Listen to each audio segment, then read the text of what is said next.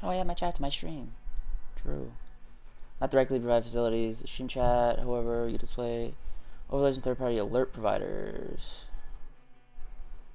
Oh my god. Streamlabs, Stream Elements. Streamlabs, Stream Elements. Could I do that? Do I even have Streamlabs? Stream Elements. Probably need to do like 40,000 updates. Already running. Unless you meant to do this, please shut down an existing.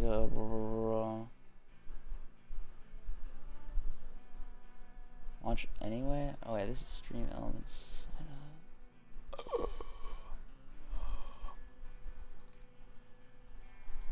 No.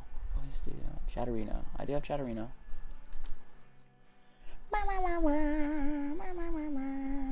Yes. Add split. It's not on Twitch though. Is the issue.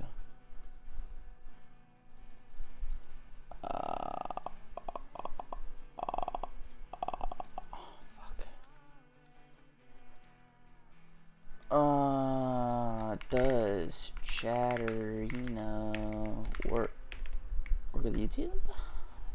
Chat client for YouTube.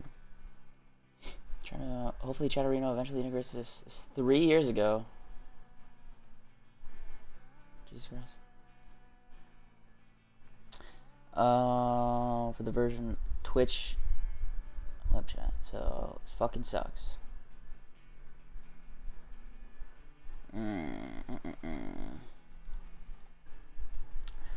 And many others. Streamlabs, Stream Elements. I think I need to shut down and do it. I can do this later. I am not that worried about it, in all honesty.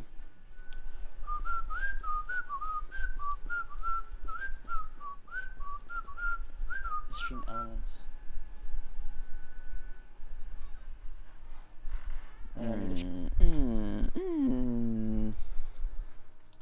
Is there a pop-out chat for this? Pop-out chat. Wow. Get rid of this. And then pop-out chat for this. Ooh. I get rid of this.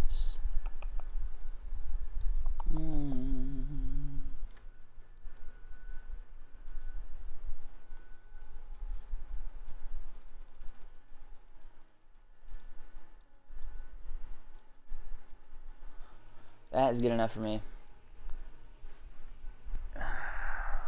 Man, being to see any. I'll figure this chat client out shit later. I don't care enough. Okay, but now what? What's going on? Oh, what's going on in the world, man? Just what's happening, even, man? I'm scared I'm gonna get like banned for this shit. Honestly. Super small volume. Super small. Okay. Live stream fails. FBI contacted Asmongold regarding the 30k bounty put on his head by another streamer. Who? I think I need some context for this one. Who threatened to kill him? What? Who did that? Also, Trainwreck's banned on Twitch. Is this even like... He was in Twitch for... I thought he just like did not like Twitch at all, actually. I don't... Said he got 3-day ban for promoting / directing people to another streaming platform. This was probably because when he streamed Rust, he had his kick link in the title, which is really weird if that's the case, considering you are allowed to multi-stream now. Basically, every person who streams on another platform does similar stuff. That's pretty true. I think they just probably hate Trainwreck. Probably. With him being like the co-founder of Kick and all. Because he is pretty, like, he is very heavily involved with Kick, so... They just probably fucking hate him, man. They just hate him. They just hate him, dude. Not entirely surprised. This one is more funny, in all honesty. This ban happening. Because, hopefully they link the clip. Oh god, is this just the couch punching clip? Remember, I don't know, a few months ago, there was this girl that was complaining about not getting a $5 donation or something. People just... She knows what she's doing. Notice that she does that. She's antagonizing the Sims. You really don't respect me as a content creator. Never talk to Bad Bunny. If you're watching this and you're like, hey, I want to stream, you know, I'm gonna stream. Learn my lesson. Learn my lesson. Okay. Forever cucked. And we'll be obsessed with Destiny, even though he was like, oh, there's so many good clips with Mike from PA. There's so many good clips of him just like awkwardly caressing Bad Bunny or punching the couch. God, I wish. Okay. I wish I could find. And the Sims come to the rescue. She's an attractive woman. Oh, who didn't for act fuck's like a nice person. sake!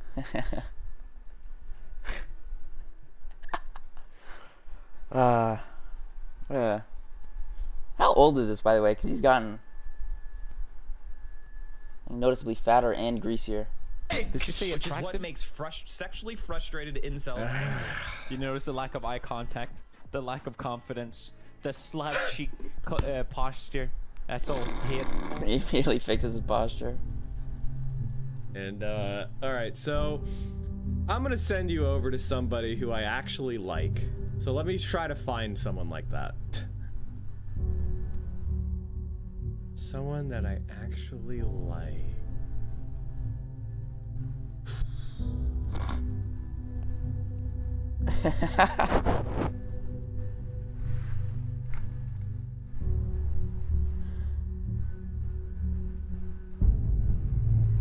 Ooh, that couch. I think that's the couch. I think that might be the couch. I don't know. That looks like the couch. He's having flashbacks. Oh, this is it. This is the clip where they're at like TwitchCon or something. He's just like caressing her. She gets grossed the fuck out.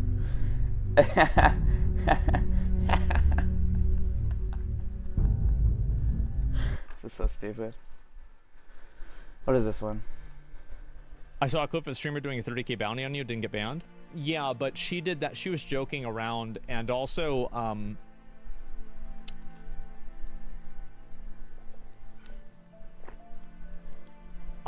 I'll say it.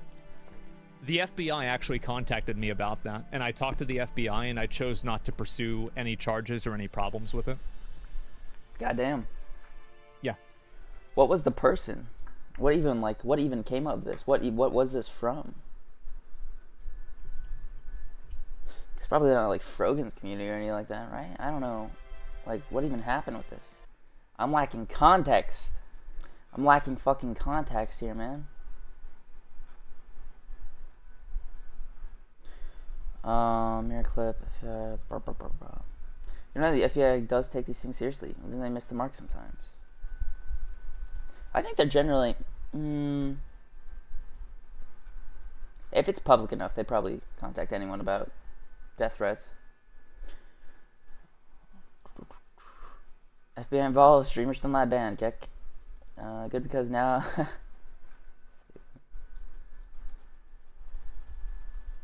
there have been a lot of bounties. That's why Mike from PA got banned.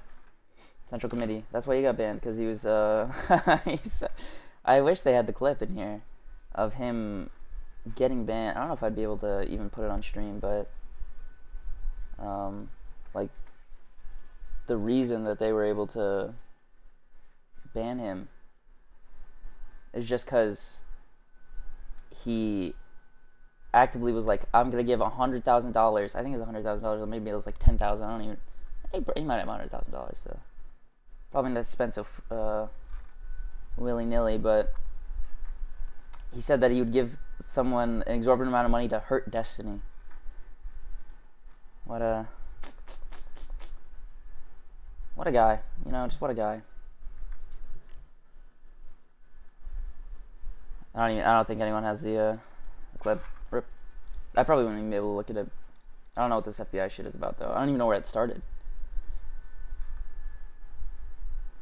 It was Dan Saltman, our brave Jewish warrior, Dan Saltman. Wow. How is he doing?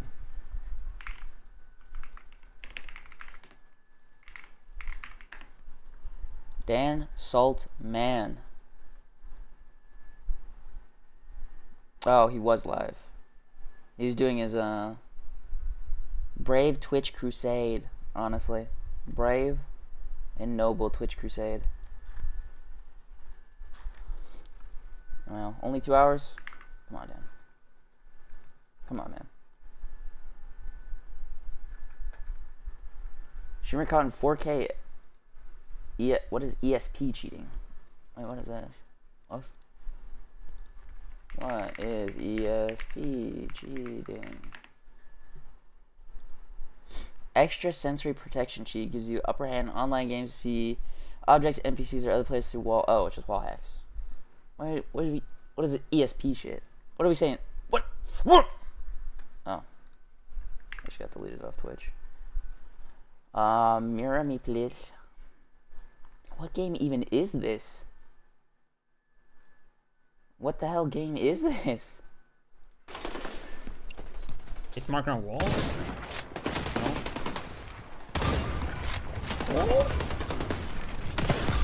Why is this bitrate? What is this? What is going on here? What is this quality? What is this shit? Whatever. Okay. Wait, what? It's marked on walls? Is that... Wait, what am I even looking at? Is that even him cheating? Hello? Is it, like, what? He shot the wall, nothing happened, no? Unless I'm just fucking stupid, and then, like, the game marks people?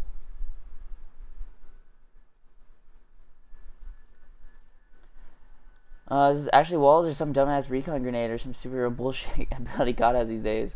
There were wallhawk abilities next fine, but what he's doing is cheating. The in-game wallhawk stuff didn't look like that. Incorrect. Ooh, proven wrong live.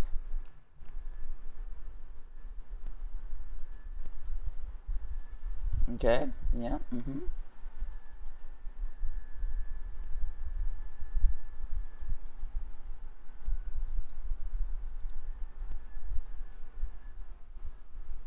Okay, I do not care enough. Never mind. I don't care. Wow. Did he get banned?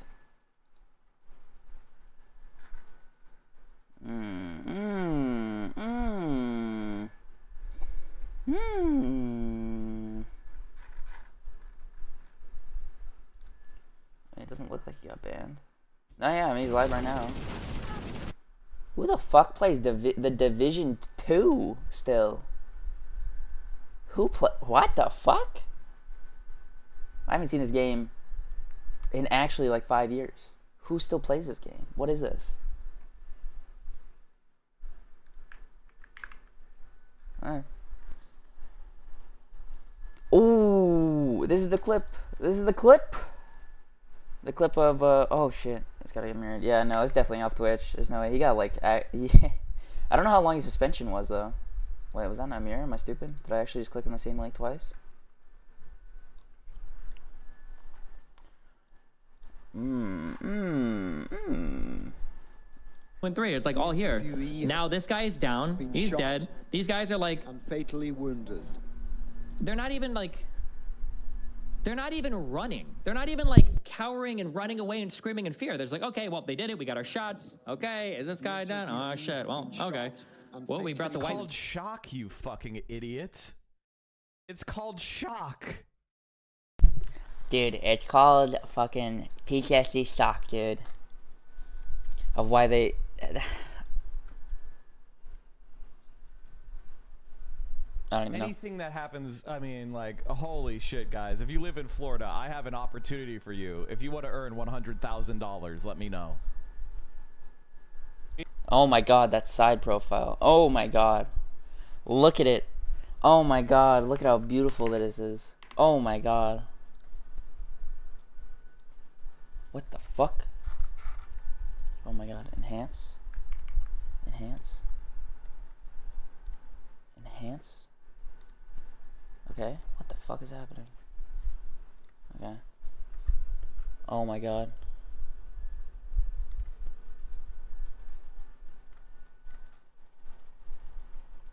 What in the fuck? Okay, whatever. Ruined. I'm fucking stupid. Ruined.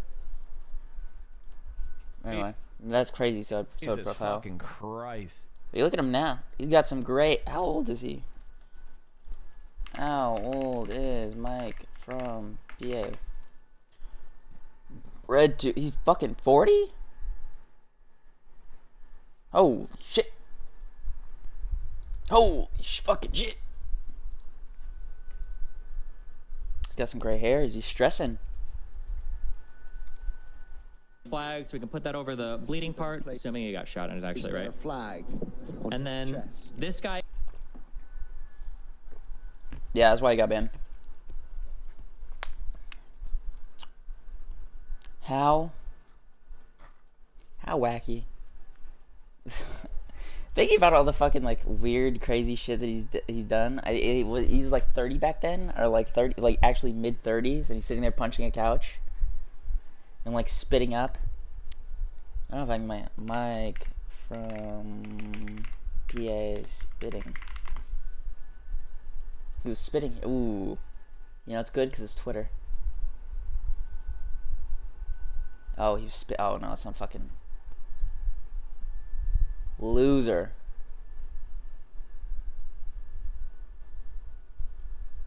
Gets furious after stream meltdown.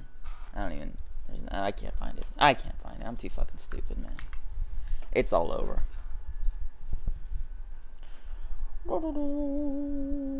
E-Rob watched an old clip of him. I'm surprised E-Rob's still kind of. I don't know. Yeah, he's still around. He's still there. I don't know what the hell's going on with him, though. Is the issue. Don't know why I opened up twice, man. Don't even ask me. Don't even begin to ask me. Short too, man. E-Money7, keep downing that junk food and chugging that soda king. You got the kid and the girl. Don't need to try any more. Actual true. What, is she gonna leave me? Oh, God. This is kind of sad. This is actually just kind of sad, man. What the hell? Jesus. Oh God, I'm gonna come back to this. Wait, hold. Dan Kid Stream is back. We can play this video. So why not pay less for fast? Get fast 5G home internet. Sub only Just chat. Oh my god. $39.99 per month when bundled with a wireless plan with a 3-year price lock guarantee. Not bad. Cool, man. I should probably change my thing on Kick. Ooh. What? Hello?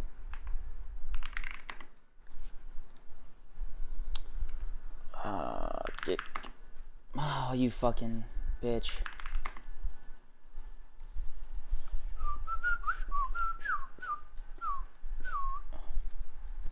I don't have categories on YouTube, do they? Categories on I do not think they do. This stream edit stream info. Wow, just chatting. I'll do politics. Politics. Boom. Boom. Woo. Woo. Okay. That could go away. Okay. Oh shit. Fuck me. Oh my god. Live stream fails. Ooh.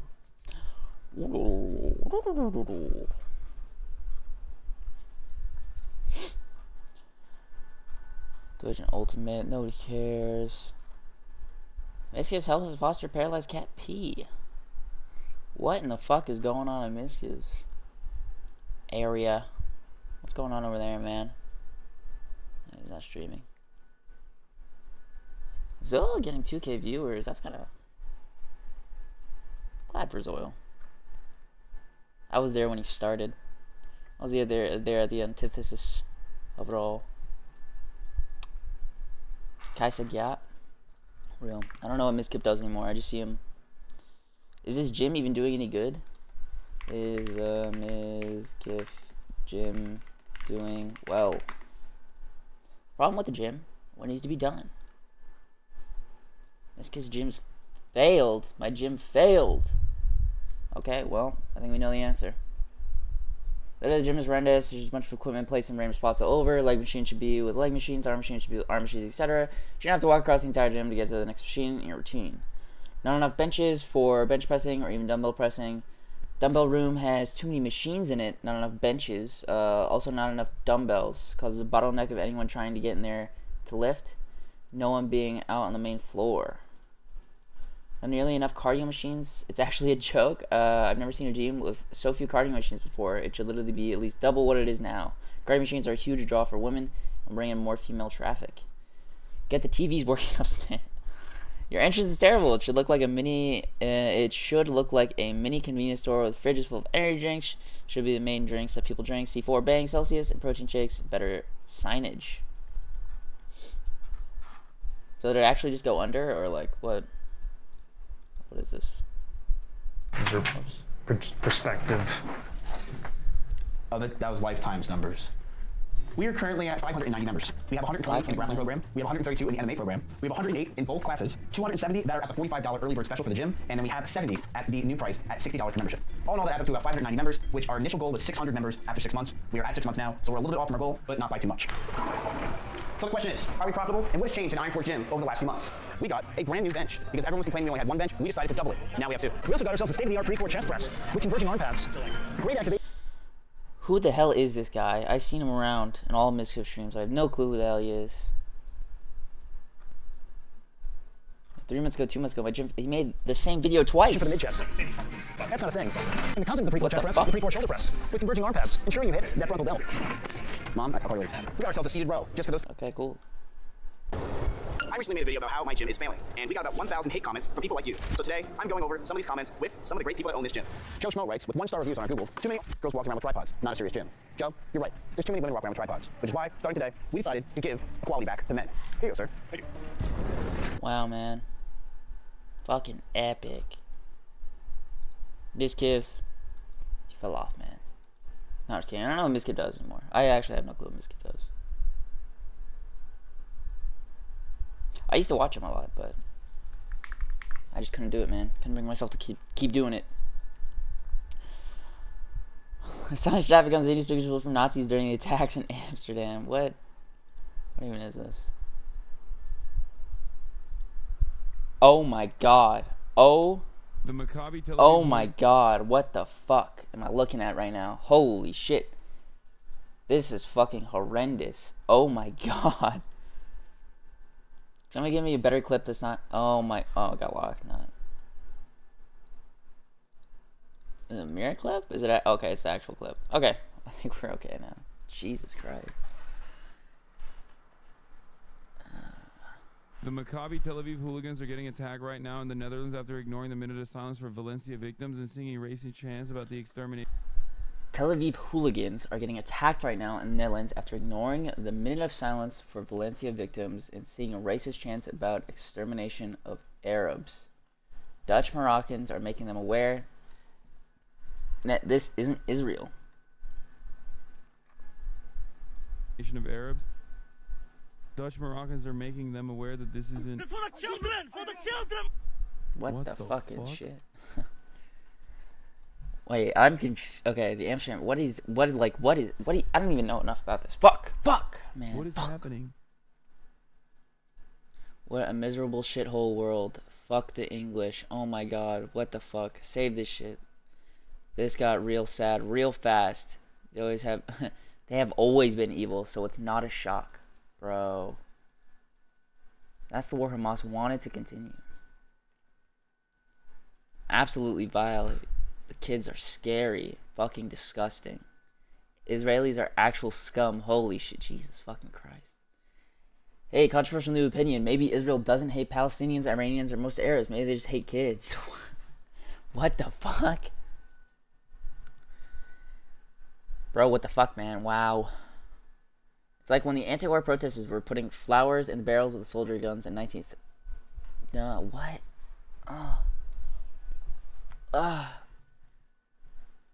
The good guys shouldn't do this shit. Not genocide, though. Bruh. They hate the power of art. Nah, the hospital. His chat is always terrible. His chat is always bad. It's always like actually like awful terrible.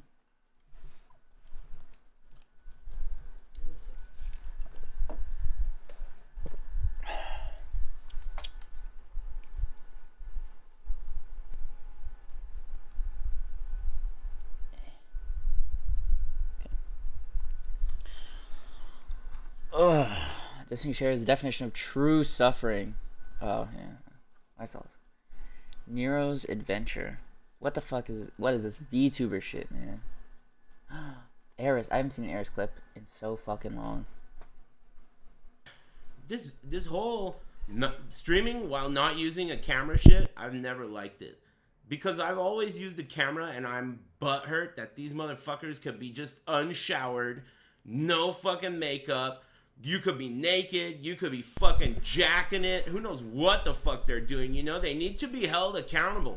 And also, it's dehumanizing too. Because they since they're not on camera, they think that they're not human. So they can do shit, get away with shit, you know? It's always been that way. If you can't see them, you can't. VTubers are dudes with voice changers. True. True and based. Connect in a human way. What the fuck is that alert, man? What in the fuck is that alert? Holy shit. That scared me a little bit, I'm not gonna lie.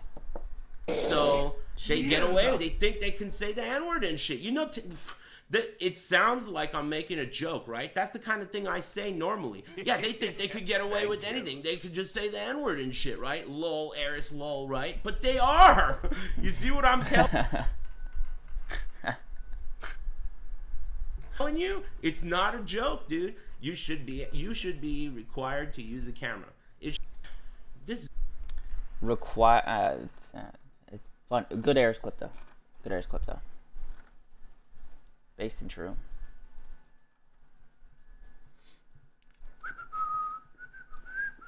Okay, what is this gameplay? I'm about to critique people right now. That's what I'm gonna do. I'm about to critique people. What?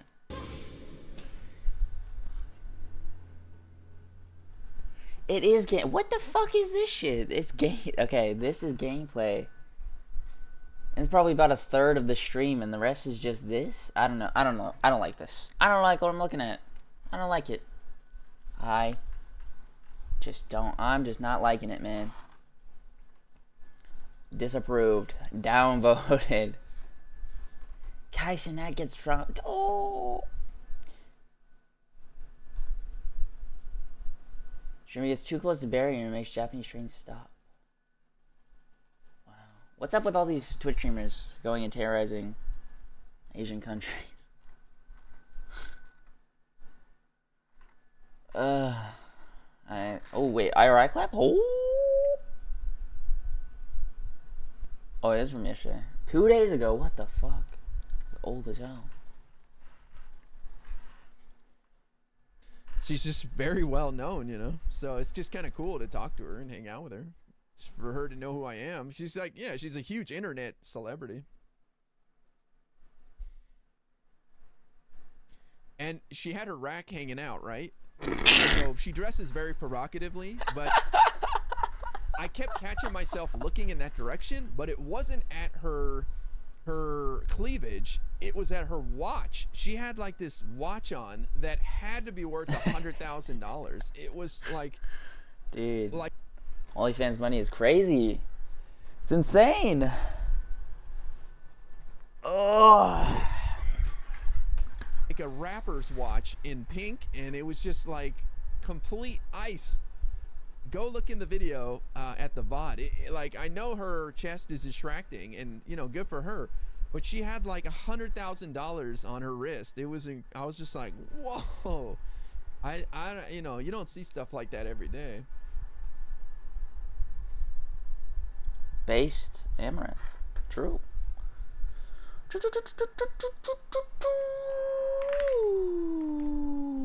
videos. We're gonna watch a few more videos, just a few more.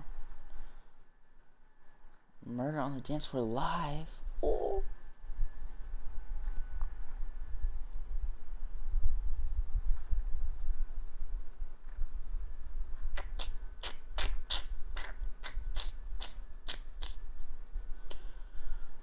Mmm. Mmm. Mmm.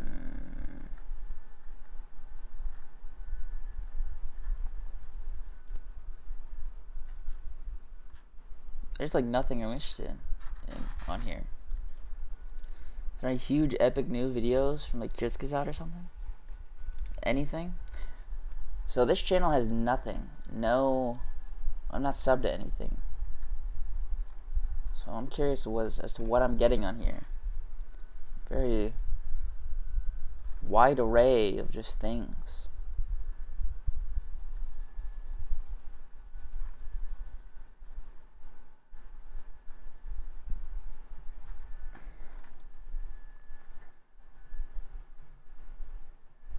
What?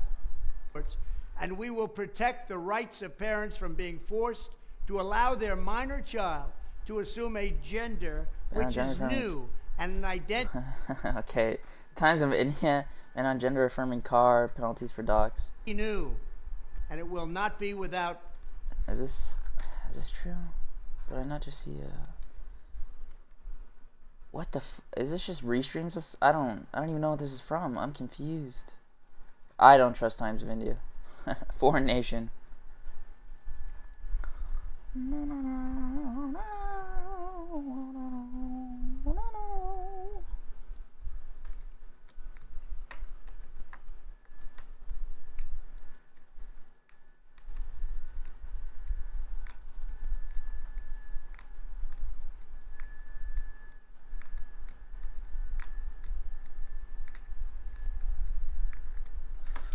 Heck, dude.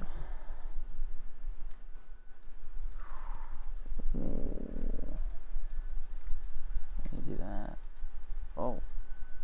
What the fuck?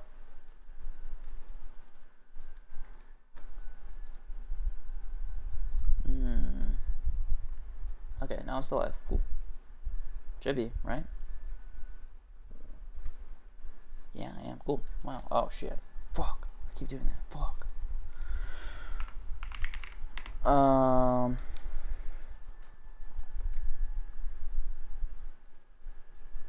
Do I do that? Yeah. And then I go like... Probably. That'll probably just be better, I think.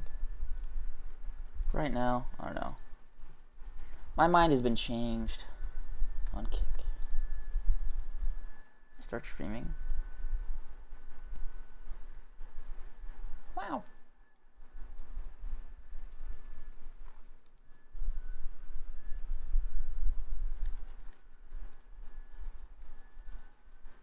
It is live, it's going, yeah. What the fuck?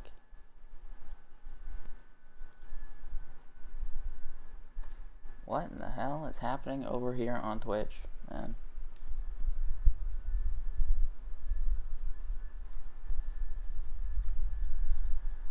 Hello? Okay, it's working now. Hello? Cool.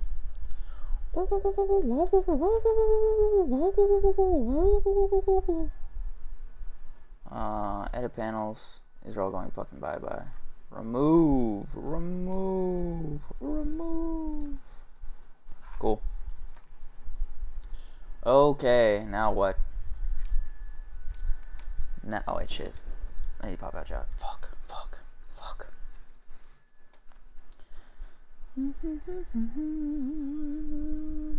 Settings. Pop out chat. Wow. Whoa.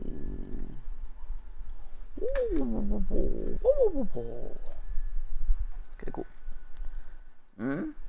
Cool. Okay.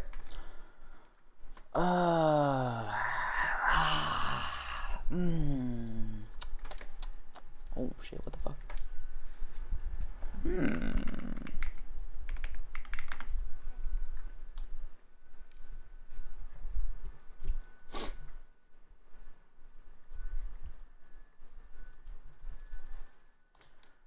This is going away. Now what? Okay, what exactly is it that we want? Okay. There it goes. Where do we kind of want to start with this thing? Where do we kind of want to start? I think I can get rid of this, honestly. Just for now, I'll just get rid of this because it's all empty. And then this I'll get rid of because it's empty. Go away.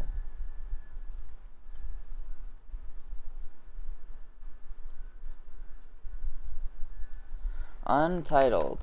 I'm gonna do Trump for rhetoric and voter base. Bid. Okay. So one thing I do want to do is mainly figure out a lot of the rhetoric stuff that the media was covering in 2016. Trump. Why is he like, okay. It looked like blackface for like half a second. I was really confused in his little image right here. Trump 2016 Trump rhetoric media 2016. Trump Clinton style and rhetoric during the 2016. Oh god, it's like a fucking. Why are there actual papers? Trump's rhetoric in the midterm rallies. Trump's Raj heated rhetoric was. Okay, but that rhetoric has changed since 2016. Political Trump's. How did mainstream media treat Trump 2016? I think it's probably the first thing I want to do. Help Trump win 2016. Because I don't want like I don't want like retrospective articles, right? I want like video clips of like do like MSNBC on Trump 2016. Or should I do like CNN? Maybe. Would that be like too biased? But it would probably be a good clip. Videos. Hillary Clinton says Trump more unhinged than he was in 2016. CNN projects Trump will. Okay, that's 2024, 2020, 2024. Trump in 2016. Oh, that'll help at all. Oh, 2 hours ago, 3 hours ago. The ultimate triumph, President Trump. Where's his president?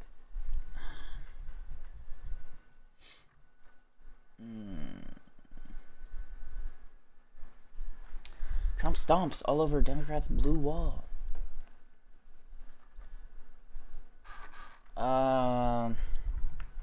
CNN cover.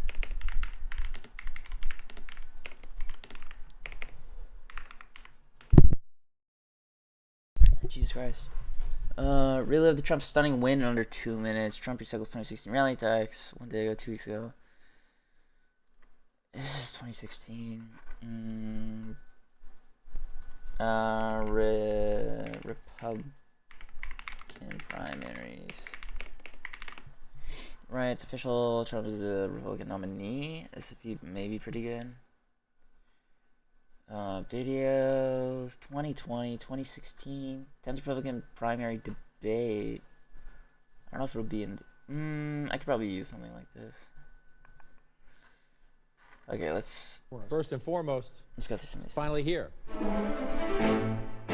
Starting election in 2 minutes. Going into this night, where do we stand? This is where we stood coming into the night, 268 to 204. So clearly an advantage for Secretary Clinton. Take a look here. If Donald Trump wins tonight, no matter who they voted for, take a look at these numbers here. 21% say they'll be concerned.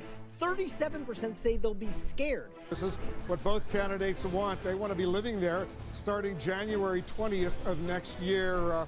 Florida has been going back and forth. Just changed again. It's only 11,000. The thing is with Florida too is like people call it purple. People did call it purple because it was actually pretty close, especially in 2016. Yeah, like even in a lot of elections before then. Because in 2016, I think it was like only like just above 50% of the vote Was for Trump. Vote lead just now. It changed. In the entire state, that is. On your feet, I like this. The Empire State Building in New York City. Take a look at our running tally of the election. I don't know if this will be good enough. Trump's going to be Republican nominee. Please welcome Ohio Governor John Kasich.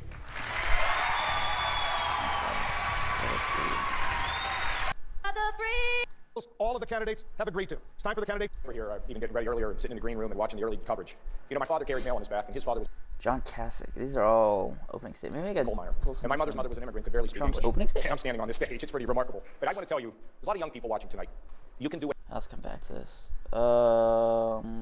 Reminiscent of that. Continue.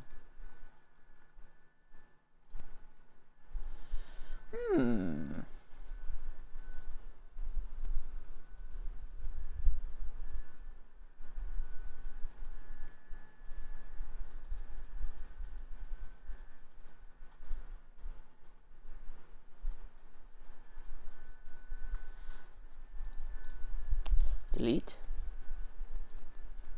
Delete. Okay. We're good. Easy. Nah, I can't see more than this. Fuck you, New York Times. Fuck you, man. But how did the media treat him? I want to see, like, people, because from vaguely what I remember, it's mainly the media being like, ah ha ha, like, look at this guy, like, he's never gonna win. Like, oh, it's just silly that Trump would win. Blah, blah, blah. GOP rep on Trump's closing argument to voters. Donald Trump thanks the GOP rivals in New Hampshire.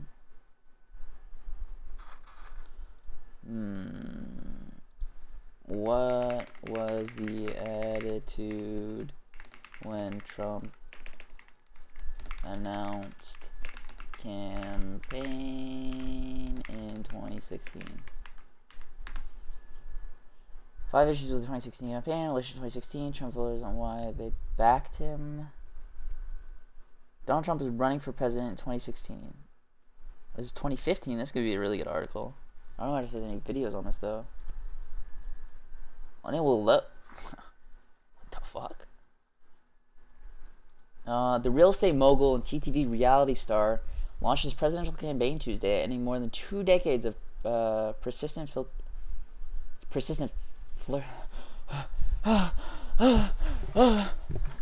flirtation with the idea of running for the Oval Office. So, ladies and gentlemen, I am officially running for president of the United States, and we are going to make our country great again.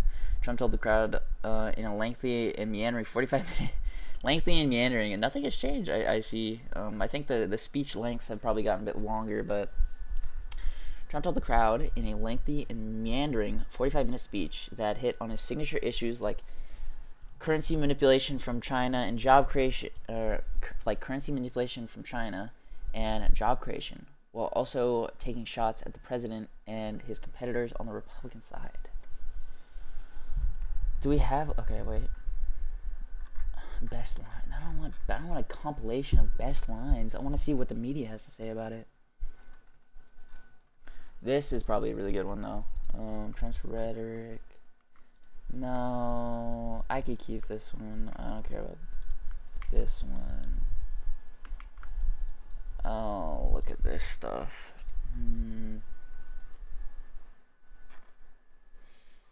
The wiki for his presidential campaign. Do I even? Donald Trump formally launched June 16, 2015. Trump Tower in New York City. Trump was the Republican nominee. Trump 2016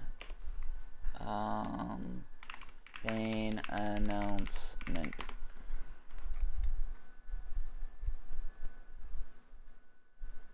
$45 fucking minutes, man. Jesus Christ.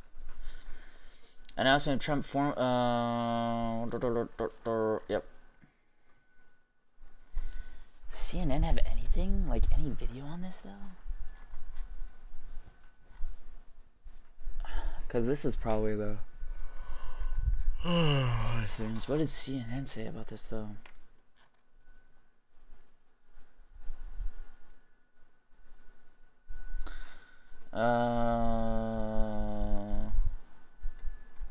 I want like a video of like pundits on CNN or like on MSNBC or something like that to be like, talking about Trump and be like, oh, 'cause I feel like I distinctly remember a clip of being like, oh, like what an actual joke.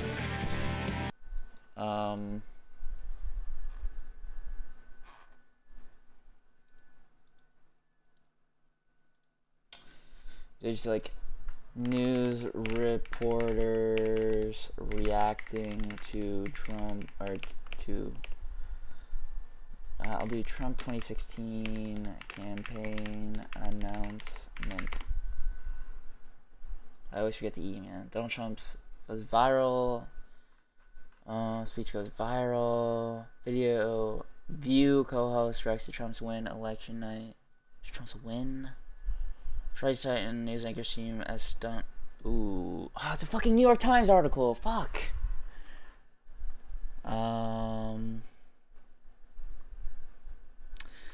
Arkansas.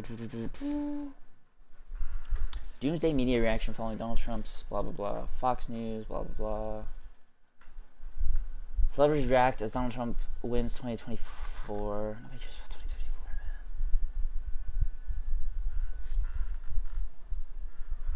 2024, man. News reporters react to Trump campaign announcement.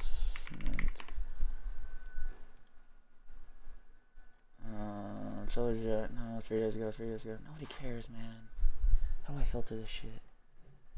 Oh my god, it's not like, oh.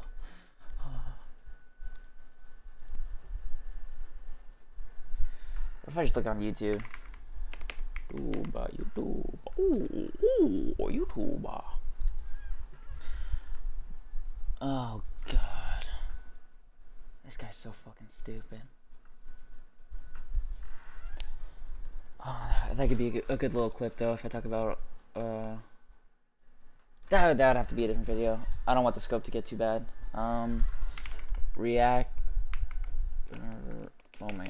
Reaction to Trump campaign announcement. International reaction, Donald Trump winning. I don't care about winning. I want his 2016 Trump 2016 campaign announcement.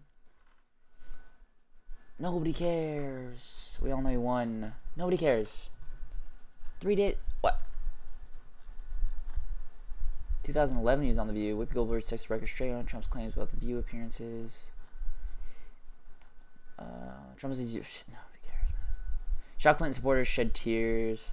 President Obama speak on Trump presidential victory is when Donald Trump won the presidential race. Victory speech. Oh my fucking god, man. Voters in Battleground, Pennsylvania react to Trump. Okay, Trump wins.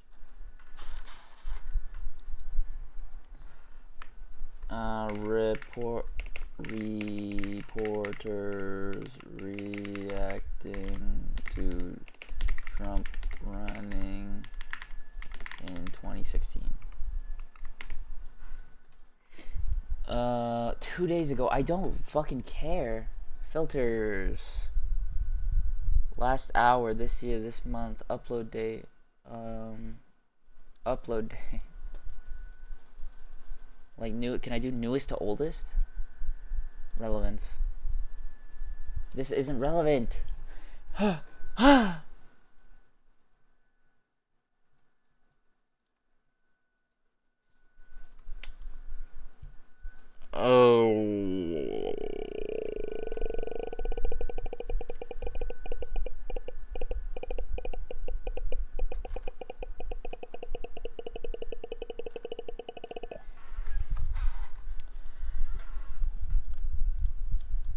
Trump 2016 news opinion. Did I spell opinion right? It's just oh my god, I picked like the hardest time to ever try to fucking research this. Jesus Christ. Victory speech. Full speech as president-elect. That might be good.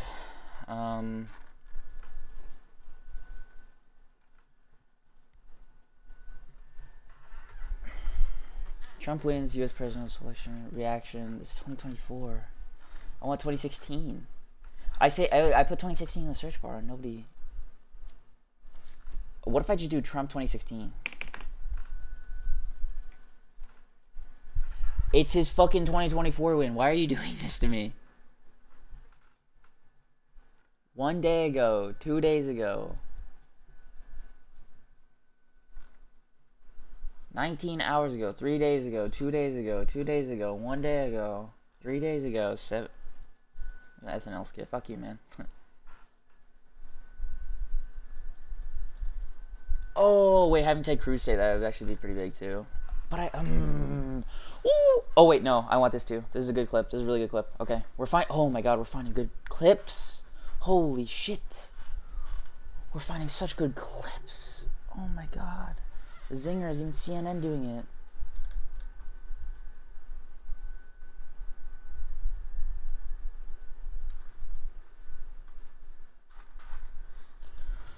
Was Trump treated as a joke in 2016?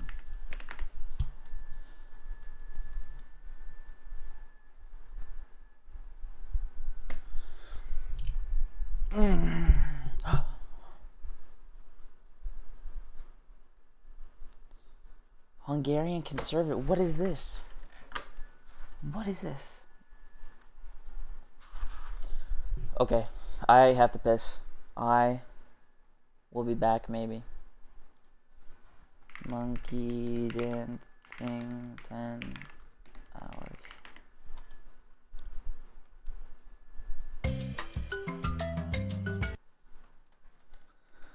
I'm back.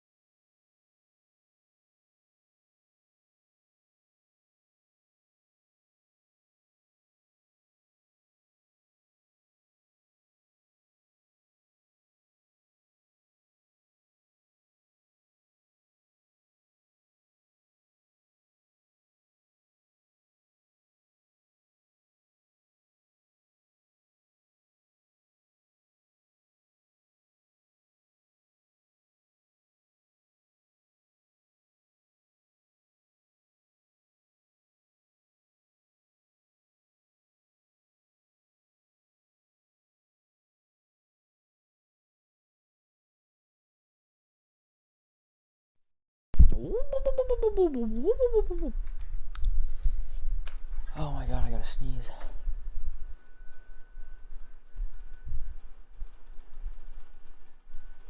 Oh,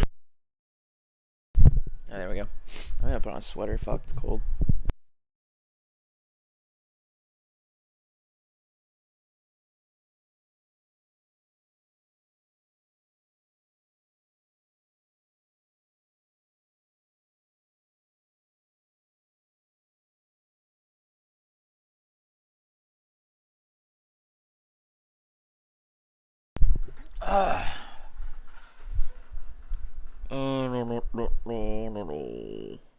More Americans would take media outlets' word over Trump's.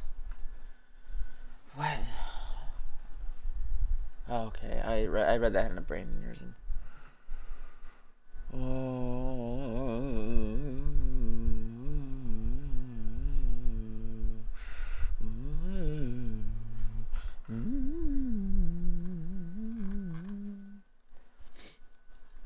How was Trump treated when he first ran for president? Trump announced candidacy in his campaign was initially not taken seriously by political analysts. Yeah, but he quickly rose to the top of opinion polls. Exactly. That. I found it. I fucking found it. Jesus Christ. Sorry, I was a little loud. My bad.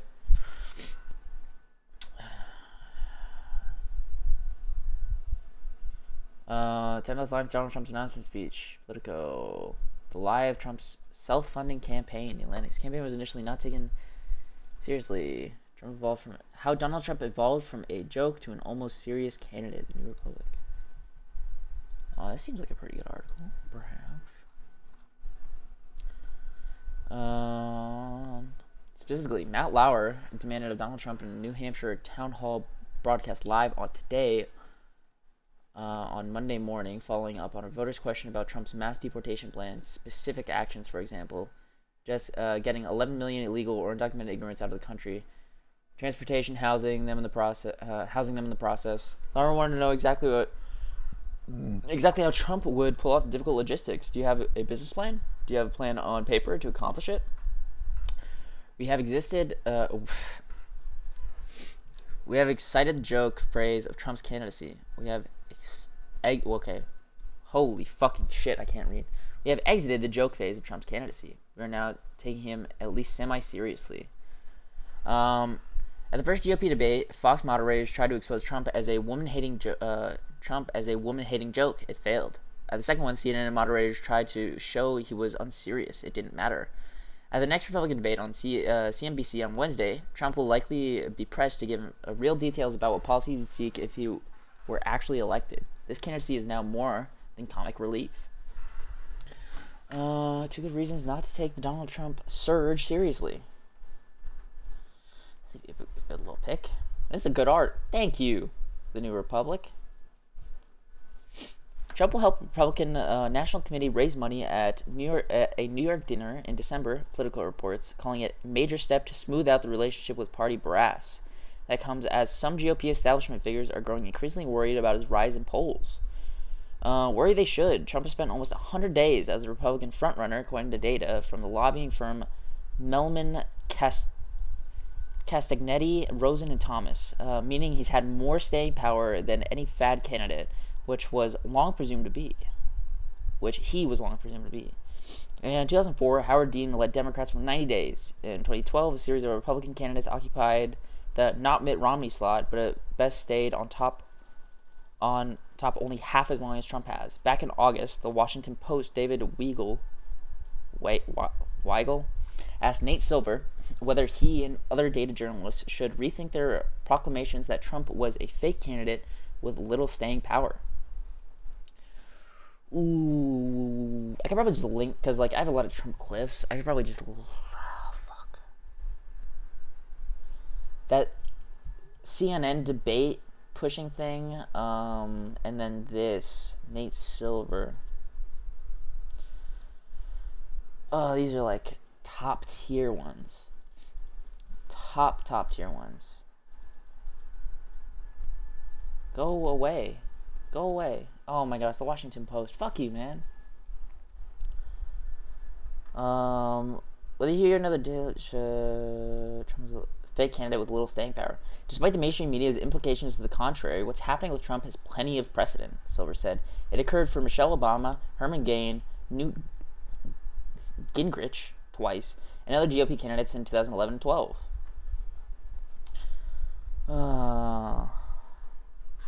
Does he link to any of like the CNN stuff?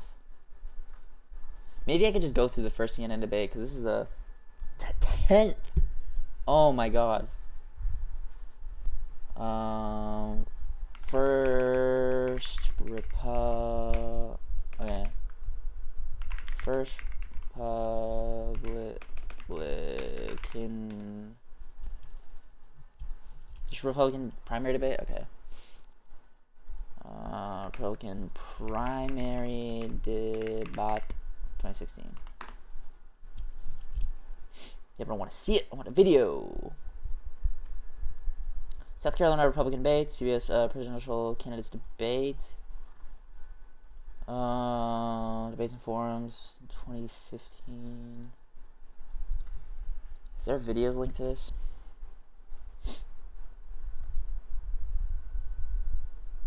So on January 16, 2015, revealed 12 debates would be held in contrast to the 20 debates that were held in 2011, 2012.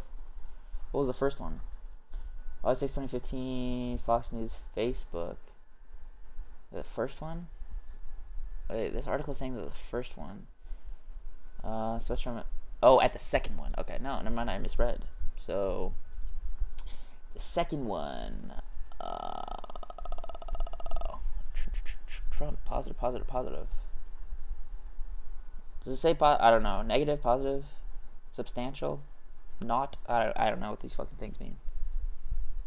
Participant main debate, participant secondary debate, invitee main debate, non-invitee, absent invitee main debate. Okay, I don't know. Out of race, withdrawn. Okay, damn. Fucking Perry immediately gone. Where is this one? I want this one. Maybe because I looked up the first. Second Republican primary debate. At second GOP debate targeting Trump and trying to break. CBS. Is this the second one? Second Republican presidential primary debate highlights. Highlights? Talking about highlights? What is this one? Is this one the actual one? Oh my fucking god. And as we watch that delegate count continue for the candidates, we'll get a better sense of whose message is resonating. And Greenville, South Carolina. Oh, fuck, wait.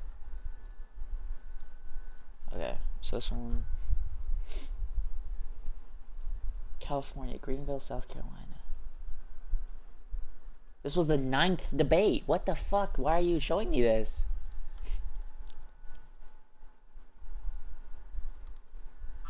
Oh, you do CNN. CNN. Whoa, what the fuck? Okay. Lagged as hell.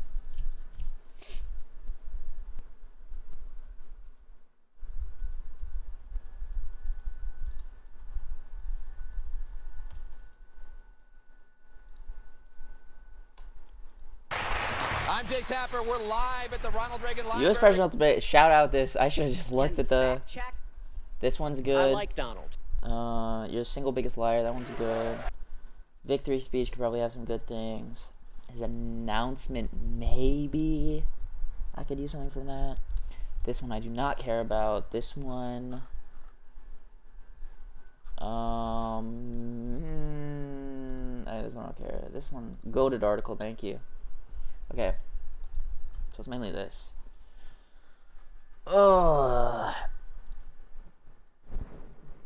Okay.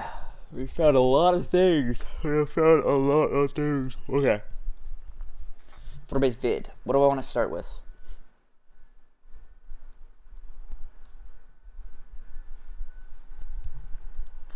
So writing a script seems like a fucking pain in the ass. It seems fucking hard. Okay. General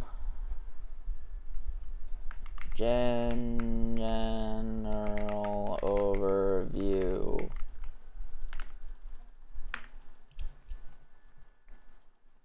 General overview.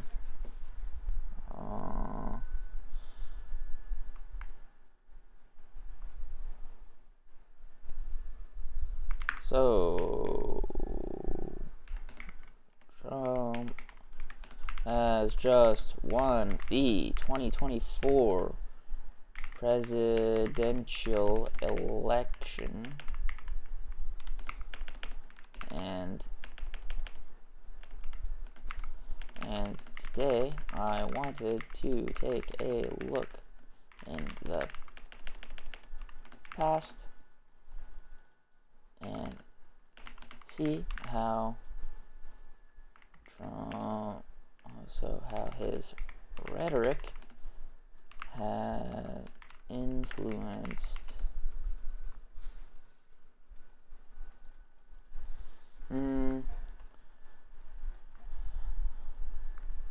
see how media, how the response from the media from 2016 to now could have led to some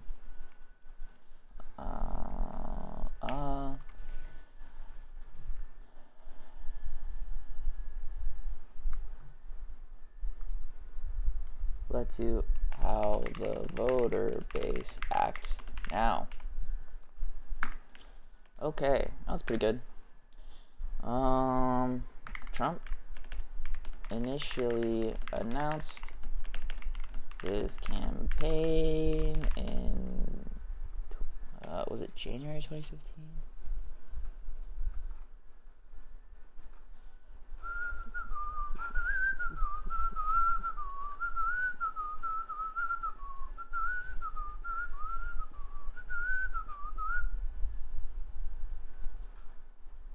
In June of 2015, right? When did Trump announce campaign? 2016. June 16, 2015. Announced his campaign on June 16th, 2015.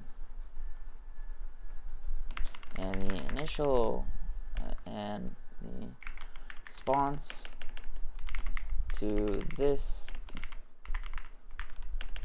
and was met with laughter.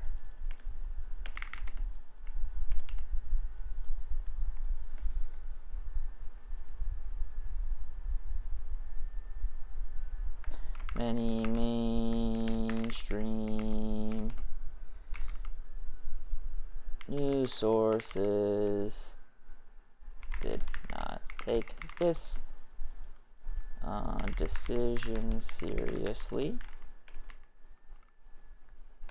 and wrote most of Trump's initial claims.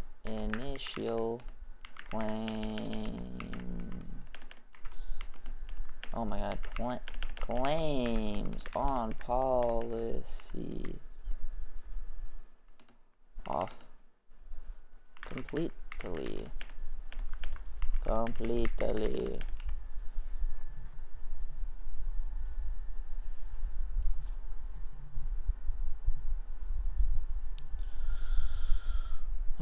That's pretty true.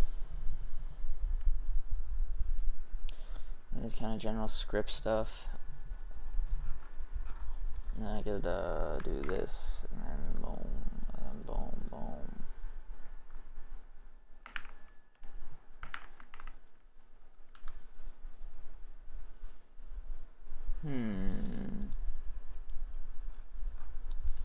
I could just like this probably. What the fuck? Control V? Yeah, there we go. New Republic.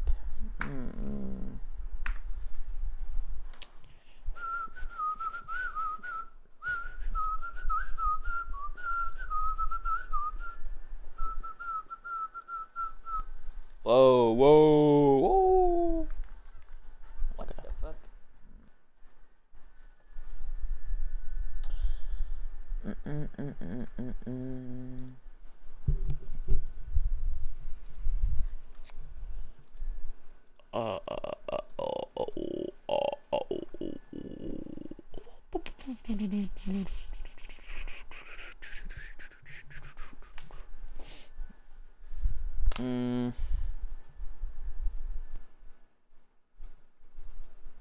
probably get bigger clips of like people calling Trump fucking stupid or something.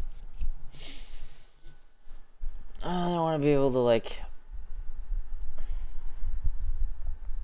Why don't I introduce the idea of the voter? Now I was much too young and stupid to realize a lot of what was going on at that time. But in recent years, I have been thinking of this notion. This is probably something I should put later, but I'll just write it for now. As you think, I seem to realize at the time what was going on at the time, but in recent years, I've been thinking of this notion of the right to be uninformed.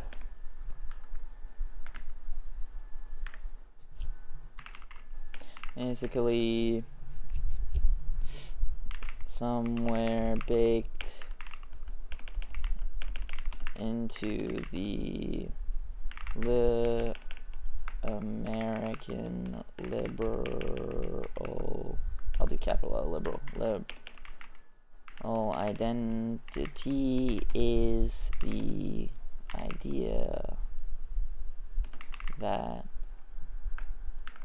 I can vote however I want and for whomever I want, no matter what I know. You can see this when people say things like it doesn't matter who wins, we will still, not like still be okay, but like wins, it does not affect us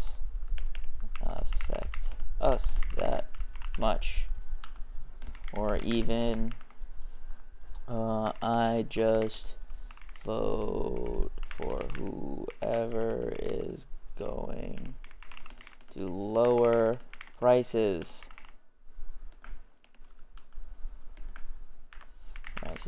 of groceries or gas, that is. Do I want to bring Descartes into this? Do I really want to be that pretentious? I probably could be. I think it'd probably be fine if I did. It could lend itself to the video.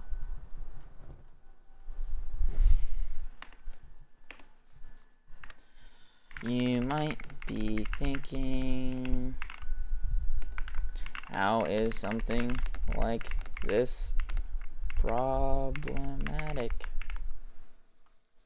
Enter Descartes.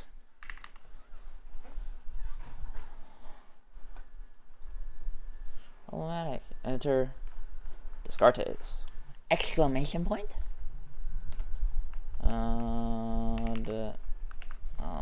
Maybe I'll do capital D. Descartes,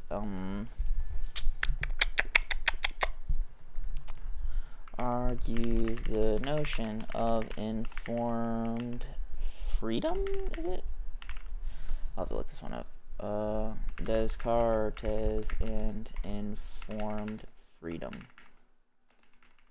Freedom. Descartes on freedom, truth, and goodness. Descartes and the possibility of enlightened freedom. Freedom is the least discussed thesis of Descartes' work. Two major issues are the fourth, scene. I'm trying to say, blah, blah, blah, blah, blah. Okay, wait. I'll just do Descartes, bread, Thought experiment. Wax argument?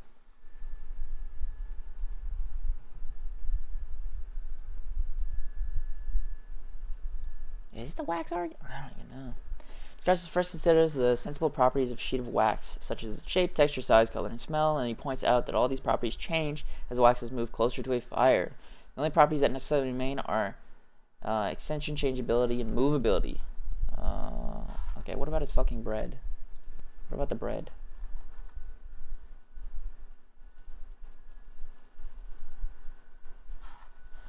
What if I just do Descartes bread?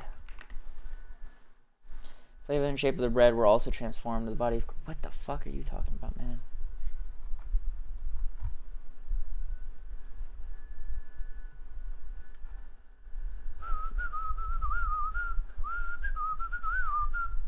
Descartes says bread and free choice.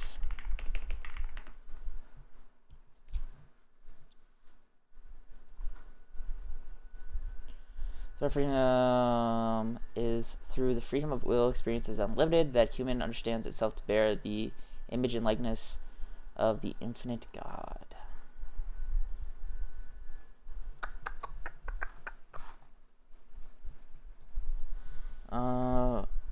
Who made the analogy of choosing two pieces of bread behind doors? Should I have the degree in philosophy as my final?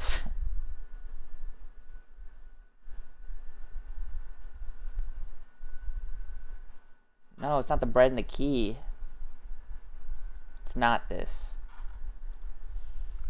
The choice of bread behind two doors. Monty Hall. It's not the fucking Monty Hall problem.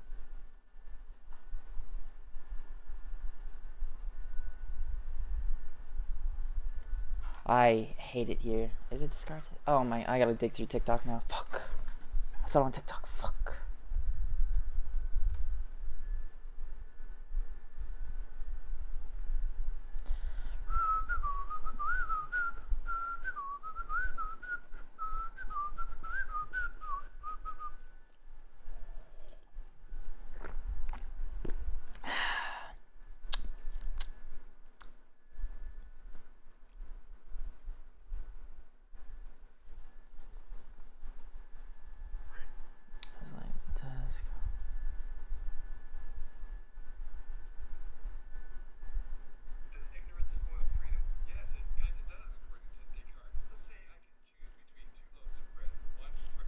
Stroll 127. Does ignorance spoil freedom?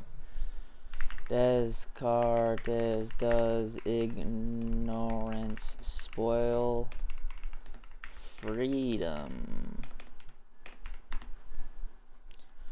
Difference does not belong in the essence of human freedom, since not only are we free when ignorance makes us indifferent, but we are also free indeed at our... Oh my god. This guy! Where'd you get this fucking quote, man? Fuck. Oh my god, I gotta fucking piss again. Why is it downloading? I gotta piss again. Monkey dancing 10 hours. Let's go. I'll be back.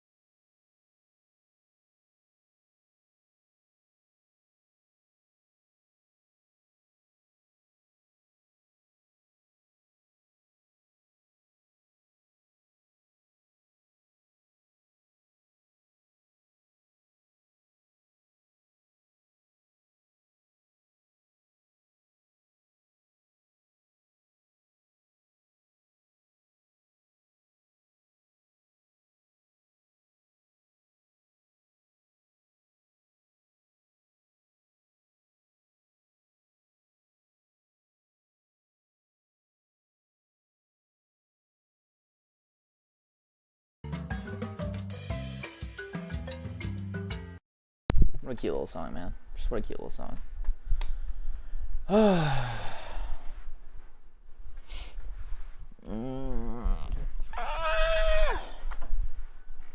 My brain, man, my brain.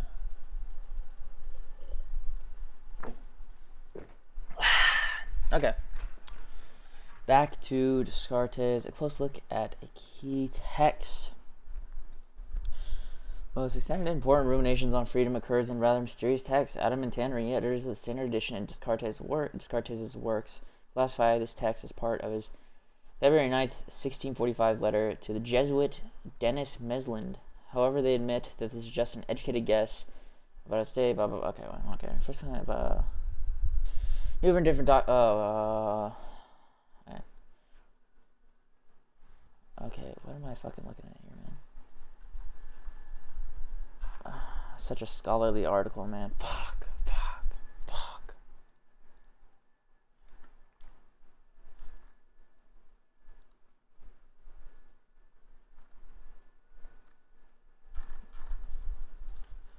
Descartes on ignorance. Standard beliefs have passed if they are to count as genuine knowledge. Then he argued that on the basis of senses cannot meet the standard, consequently included. We do not know anything on the basis of our senses.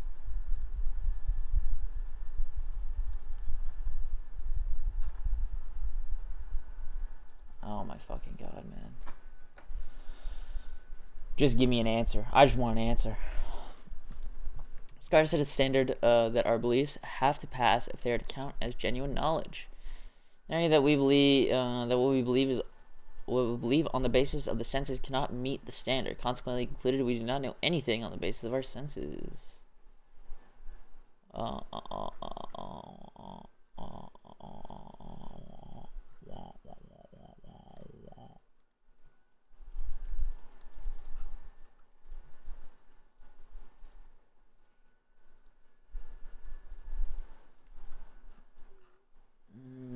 Why is this so fucking long? Okay, Control F. Ignorance.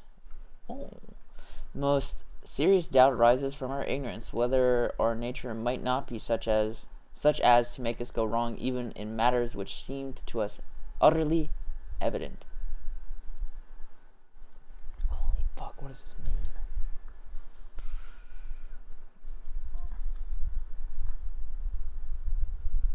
Wealth of text support. Okay, wait. How then is it possible to doubt such matters? According to one interpretation, the answer is that we cannot doubt them directly. However, we can doubt them in an indirect manner. That is, rather than directing the doubt at a particular such positions that as that I exist or that 2 plus 3 equals 5, the doubt is instead directed at the cognitive faculties by which we apprehend such propositions. By way of analogy, consider that if a calculator were defective, it would cast doubt on any calculations it generated. Likewise, if my own mind were in some senses defective, it would cast doubt on any matters that I apprehended, no matter how evident those matters might seem. By directing the doubt at the veracity of my own cognitive faculties, I do thereby indirectly doubt the particular propositions apprehended by means of those faculties. While the texts support support that this is how the evil genius doubt is intended to operate, consider these. Perhaps some god could have given me a nature such that I was deceived even in matters which seemed most evident. I can convince myself that I have a natural disposition to go wrong from time to time in matters which I perceive as evidently as can be. I saw nothing to rule out the possibility that my natural constitution made me prone to error even in matters which seemed to me most true. The most serious doubt arises from ignorance about our nature might not be such as to make us go wrong even in matters which seem to us utterly evident. Holy shit, what a fucking quote. What a fucking quote, man. What a fucking quote. The most serious doubt arises from our ignorance about whether our nature might not be such as to make us go wrong, even in matters which seem to us so utterly evident. Okay. Freedom. No, talks about freedom. What the fuck? What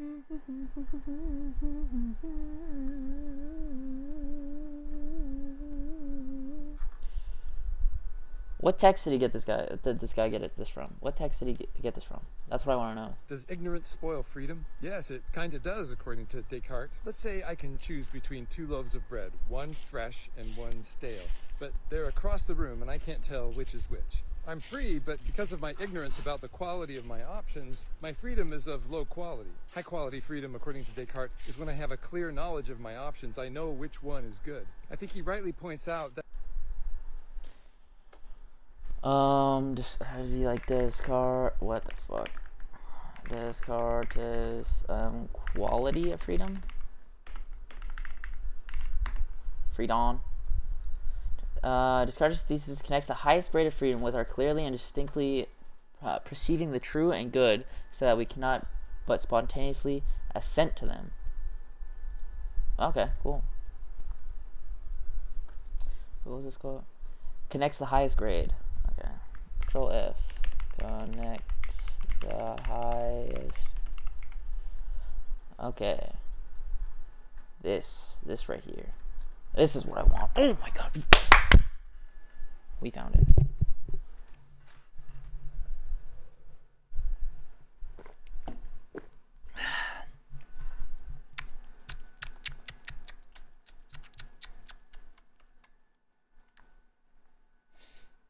There's, of course, the notorious letter to Mesland. Oh my god, that's the one they were talking about that I just did not want to read. In which it appears that Descartes has either changed his mind or contradicted his arguments in the fourth meditation. In the letter, he suggests that absolutely speaking, the will has the power to hold back from assent to clear and distinct propositions, though, morally speaking, we can hardly move in the contrary direction. Descartes' thesis connects the highest grade of freedom with our clearly and distinctively perceiving the true and the good, so that we cannot but spontaneously assent to them. That is, in terms of the highest grade of freedom, there is no need for us to be inclined both ways. On the contrary, the more we incline in one direction, towards truth and goodness, the freer is our choice. This thesis I shall call Descartes' principle of freedom of spontaneity. Ooh, henceforth his principle. I like this. I'm just gonna use the fucking bread argument. I think the bread argument is really good. Notion of is it like clear freedom? Fucking something else type freedom? Liked and upvoted.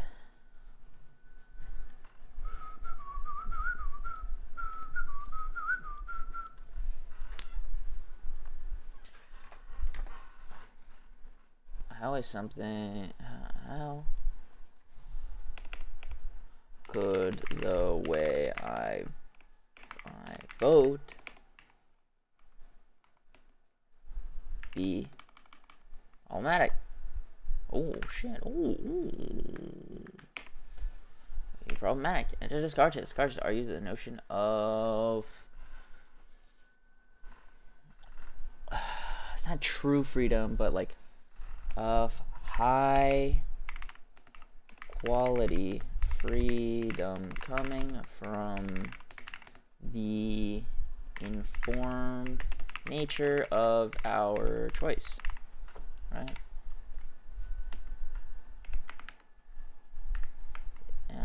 If you are presented with a choice between two loaves of bread, but each of them are behind a door, and you do not know the contents of either, then your choice is of low quality due to your ignorance.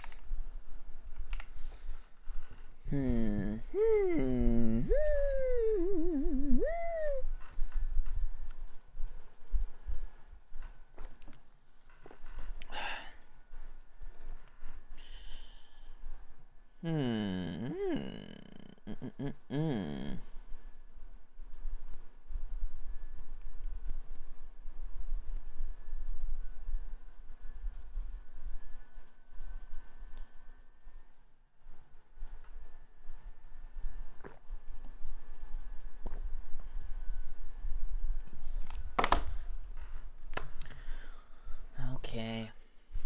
I'll probably link this to the informed choice stuff.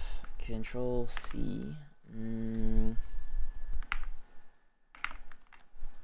What in the fuck am I doing, man? Control V. There you go.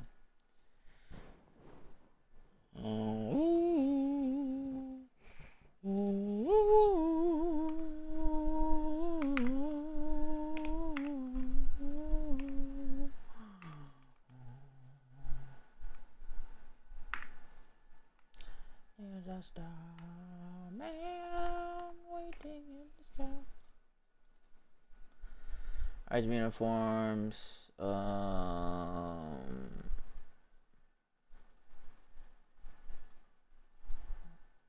do like boom. Oh.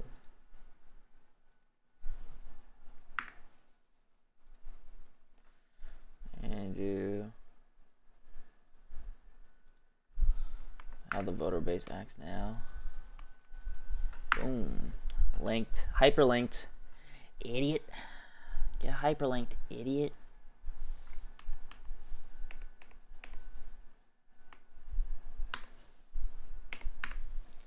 Alright, whatever. The gap is kind of pissing me off, but whatever, I guess. Whatever. I can live with it. Whatever. I'm not even mad, okay? I'm not even mad at it. I'm not even upset at all. The right to be uninformed. Choices of low quality due to your ignorance. If you do not know which option is best for you, then the choice you make no longer holds as much value. Again, why is this important? In a democratic system, voting is the most fundamental way to engage with the society that you live in. Something like political activism is only useful if we can convince people to vote or vote differently. True. I like this so much. If your vote is uninformed, then the vote you cast loses most of its meaning and power.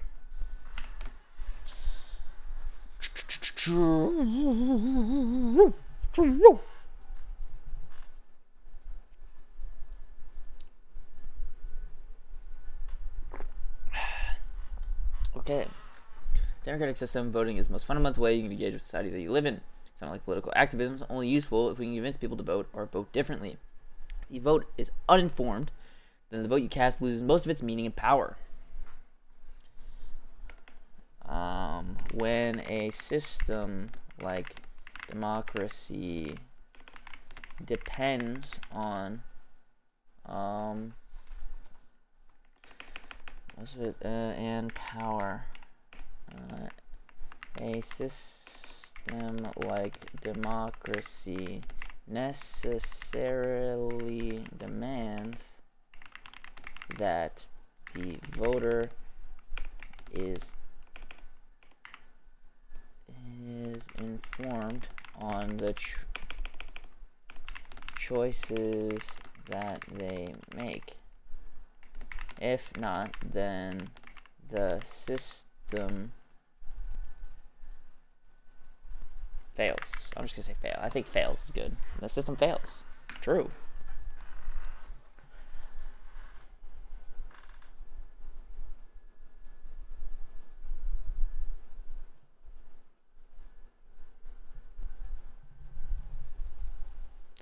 I think I could talk about Trump first and then go down the list of like, okay, like he was treated as a joke and like other politicians were pointing out that it's like, okay, you're just lying, like you don't have strong policy positions, you have nothing really on paper, and then go into the idea of the right to be uninformed.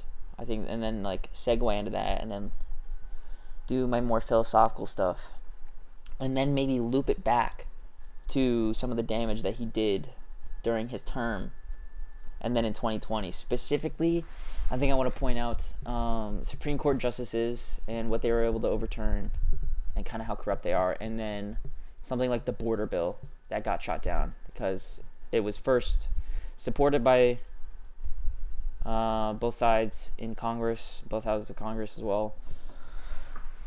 And then Trump told them to pretty much just don't do it so he could run on the issue of immigration again in 2024, this election, which, I mean, seemingly fucking worked. But he was able to do that because he has cronies in Congress. He had people that he pretty much propped up in Congress to be able to, I mean, like, essentially do whatever he wants. He was able to shut down a bill that had support from everybody in Congress. So, I think that'd probably be a good way to go on about it.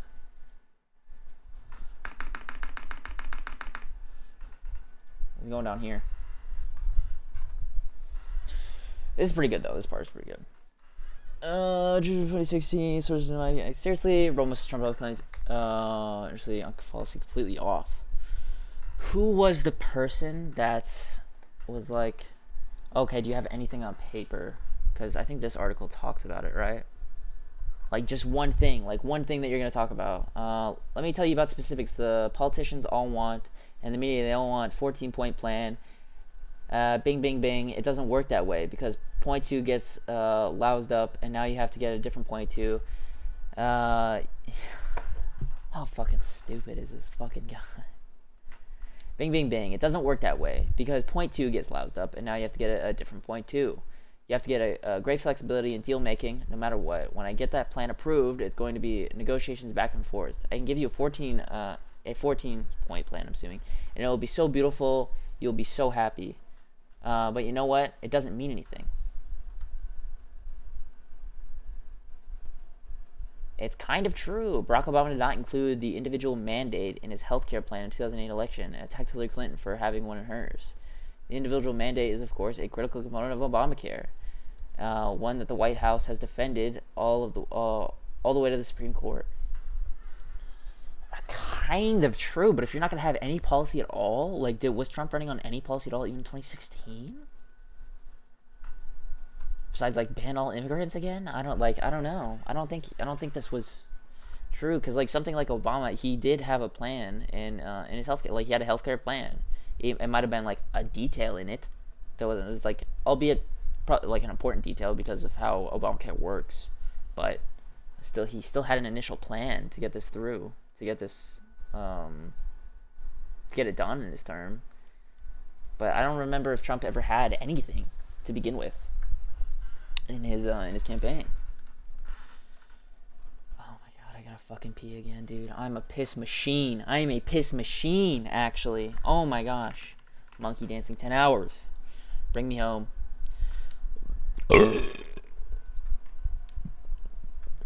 I'll be right back.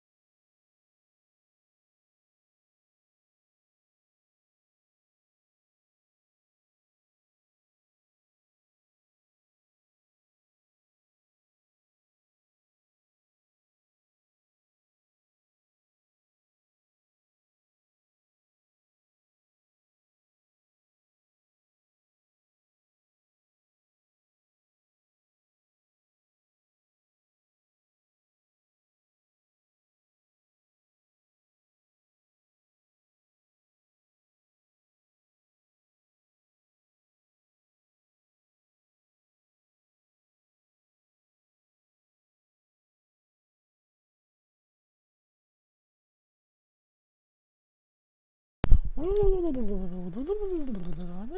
auto work. What a silly little song. What is just a silly little song? What is this, man?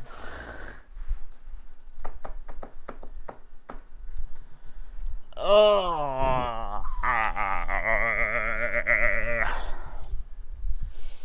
Literally. Fucking 40-minute. How does a person talk? Okay. What is the average speech length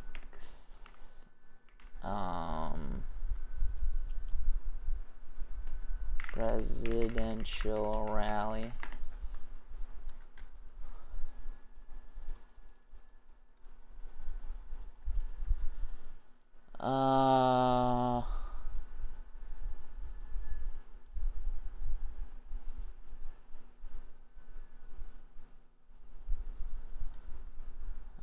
What the fuck is Quora talking about, man?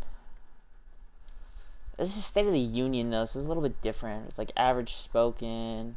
Okay, it's like 50 minutes. 50 minutes for Lyndon B. Johnson. 35, 45, like 36, 40, 45, and... What the fuck?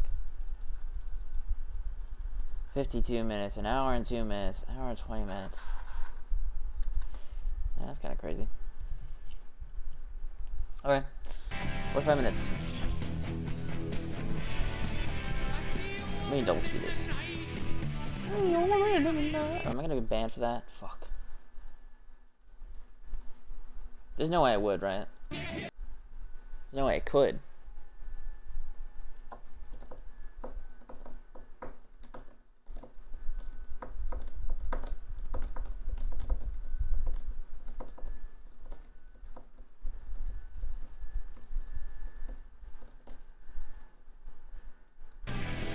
Song's still going, man. Wrap it up, dude. Okay, I don't know when he's actually gonna... Wow. Whoa. Wow. That is some group of people. Thousands. So nice. Thank you very much. That's really nice. Thank you. Wait, thousands.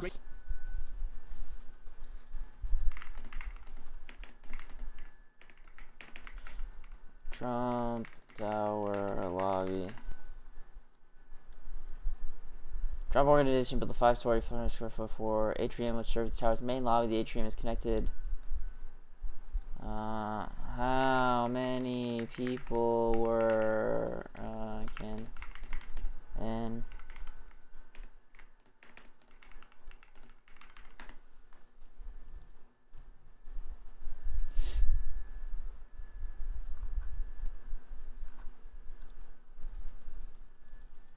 okay, Trump Tower. Yeah, soy.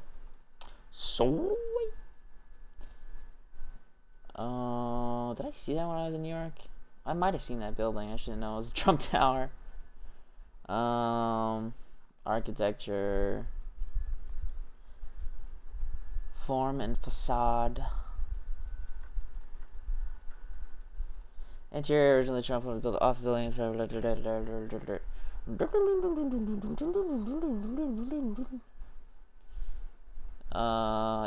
Eastern,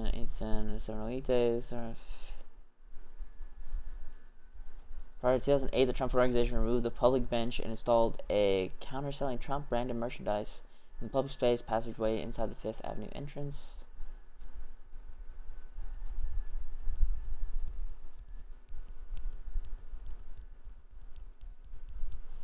How many people could it fit, though?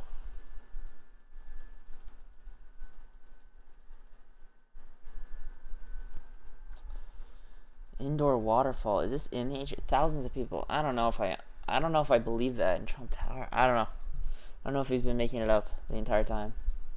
Great to be in a wonderful city, New York, and it's an honor to have everybody here. This is beyond anybody's expectations. There's been no crowd like this. And I can tell you, some of the candidates, they went in, they didn't know the air conditioner didn't work. They sweated like dogs. They didn't know the room was too big because they didn't have anybody. He's always been like this. What the fuck? He's always been like this. There. How are they going to beat ISIS? I don't think it's going to happen. Our country is in serious trouble. We don't have victories anymore. We used to have victories, but we don't have them. When was the last time anybody saw us beating, let's say... Didn't we kill Osama bin Laden under under Obama, like in his first term. I don't what. Okay. China in a trade deal. They kill us. I beat China all the time.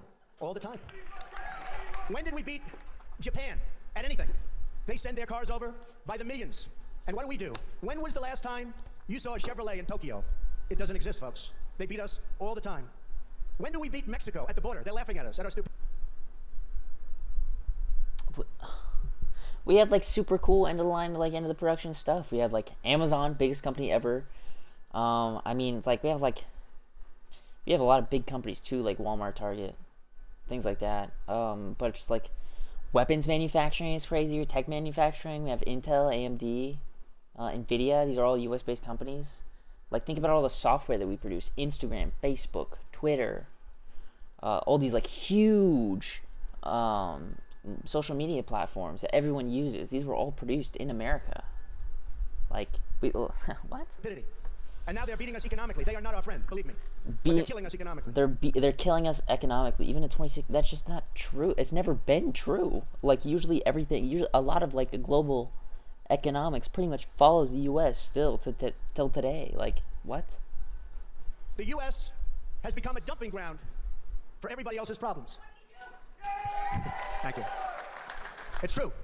And these are the best and the finest. When Mexico sends its people, they're not sending their best. They're not sending you. They're not sending you. They're sending people that have lots of problems, and they're bringing those problems with us.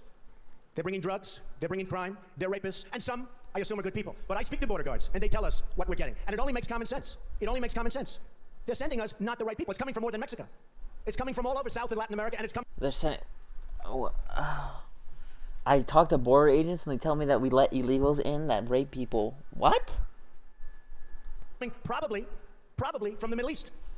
I think I could just take like this, like I think I could just like take 2 minutes from just this intro and be like, how like this sounds so ridiculous. How could you not write this off as a joke? Like every major media company was writing this off as a joke. How could you not? It sounds so like, it just sounds so crazy. It sounds insane. But we don't know because we have no protection and we have no competence. We don't know what's happening, and it's got to stop. And it's got to stop fast. Islamic terrorism is eating up large portions of the Middle East. Make sure I'm still alive. Whoops. Whoops. Whoops. What's happening? And it's got to stop. And it's got to stop fast.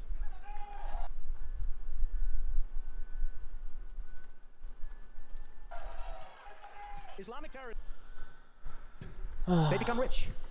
I'm in competition with them. They just built a hotel in Syria. Can you believe this? They built a hotel. What does this even mean, man? What does this mean? What does it all mean? You know?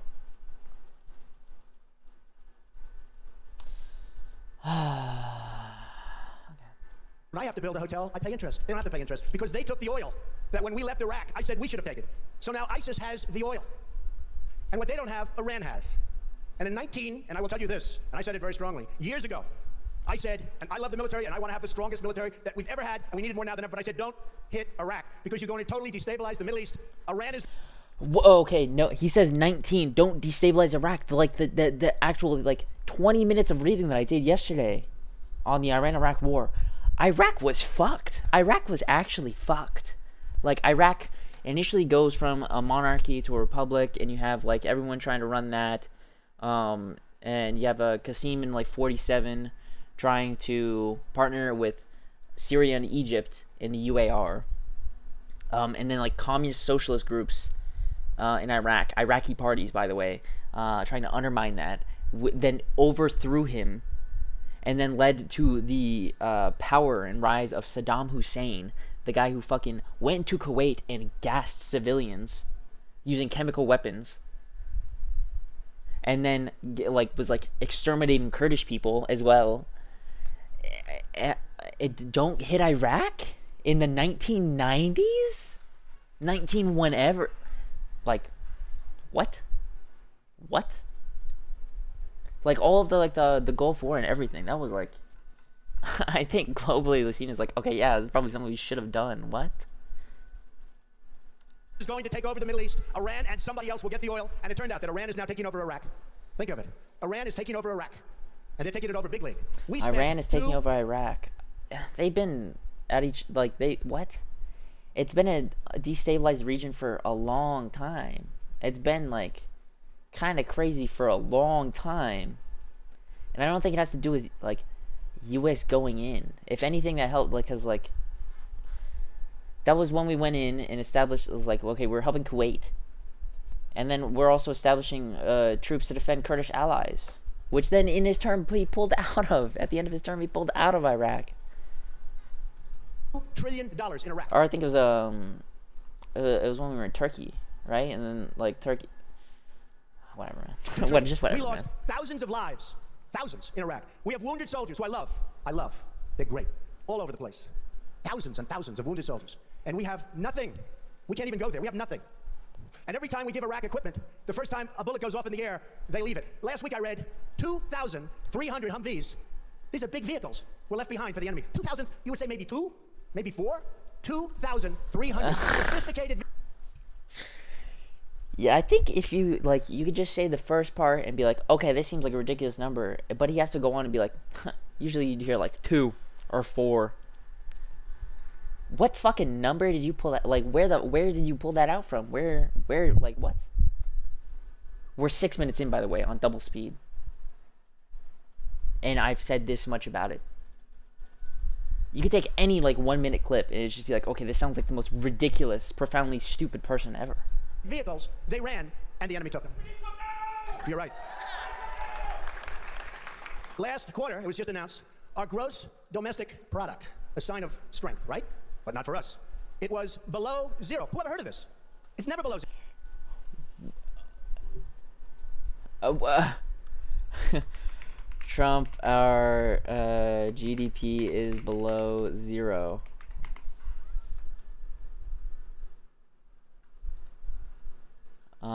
The last quarter, it was just announced our gross domestic product was below 0. Who's ever heard of this? Never below 0. Donald Trump gets claim about U.S. GDP doubly wrong. During his rambling presidential announcement speech, real estate developer and television personality Donald Trump took on many, many targets. One of those was economic growth under President Barack Obama. The last quarter, it was just announced our gross domestic product, a sign of strength, right? But not for us. It was below 0. Who's ever heard of this? It's never below 0. Stars, Trump didn't even phrase his claim correctly. He said that our gross domestic product was below 0. Real gross domestic product was in the trillions of dollars. Not anywhere close to 0. It meant growth in GDP. But even phrased appropriately, his claim is wrong. Trump staff did not return inquiries from PolitiFact. The real annualized change in gross domestic product during the first quarter of 2015 was indeed negative. It fell by 0.7%, but never below 0. That's way off. Negative GDP growth, in other words, GDP shrinkage from quarter to quarter, is one of the hallmarks of a recession. And there have been lots of recessions over the years, 11 since World War II.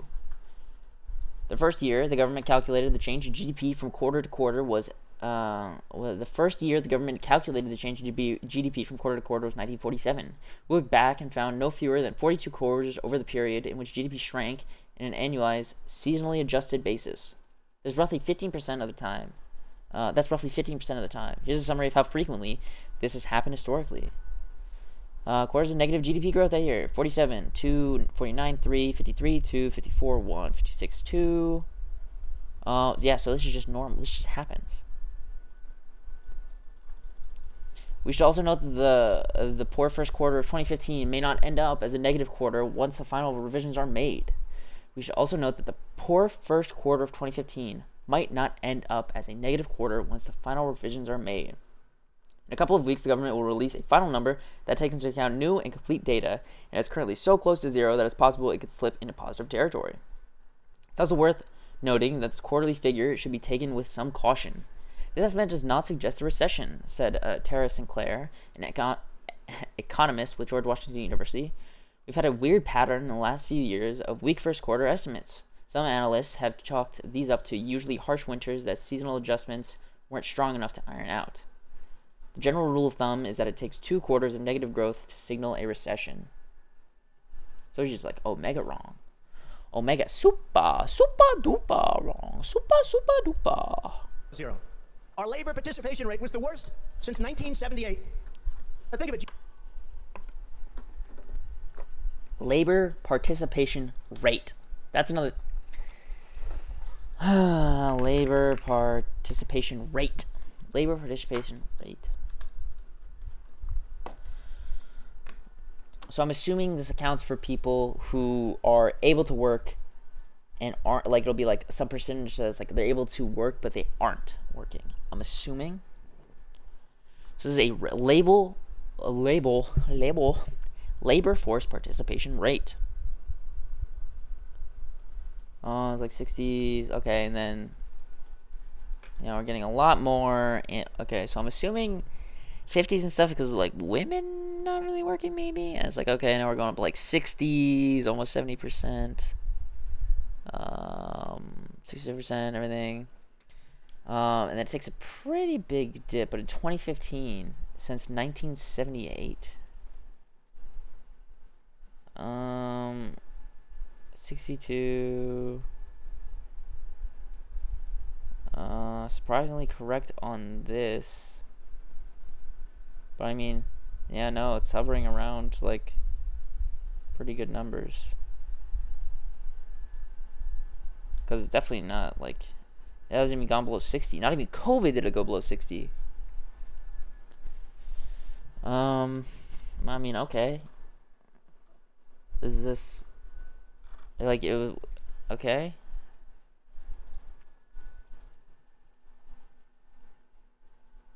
Labor participation rate. The rate at which people who are able to work participate in the workforce. I mean, this isn't crazy bad. I guess, like, because, like, after 2008, I'm assuming a lot of people just kind of, like, why would it, okay, so we have a recession. Why would something like that drop? Probably just a lot of layoffs? Okay, it just kind of, like, hovers around here. Even during his term, like, didn't really go anywhere. And then, obviously, COVID, sharp drop. Because these are marked by recessions. So, recession, yeah, like drops. Okay, let's go back up. Oh, recession drops. Okay, going back up a bit. Okay, recession drops. This is a pretty big recession because this one lasted a while. So this one, and then just like over generally, it just started to decline. I'm assuming. Wait, this could be because of old people, right? I could see that happening. It's okay. Like we have a increased population of older people who just aren't working. I guess like I don't know if we would count that they could work if they're retiring age. And then COVID dropped to 60%. And then, yeah, it's pretty much like getting back to where it was. Pretty much but like back where it was.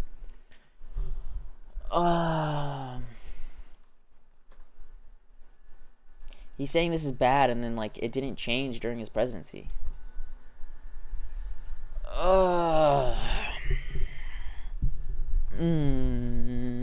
GDP below zero. Horrible labor participation rate. And our real unemployment is anywhere from 18 to 20%. Horrible labor participation rate. Okay, what is a bad labor participation rate? What is a bad? Low unemployment can be partially due to low labor participation rate. Yeah, this could be a bad sign for the economy moving forward. What is low labor participation? An aging population is a reason for California's long-term labor. Yeah, I was gonna say just aging population usually. Labor force population has fallen over 67%, 2000 nearly 62% today among adults aged 25 to 54. Prime working years has hovered around 80% in recent decades. Okay, yeah. So it's probably just being pulled down by old people. If you look at like the working age people, seems to be good. I mean, yeah. Forbes. I don't know why they're saying it could be recession. Where's everybody? The shrinking labor force. Higher tax rates because the government near tax rate.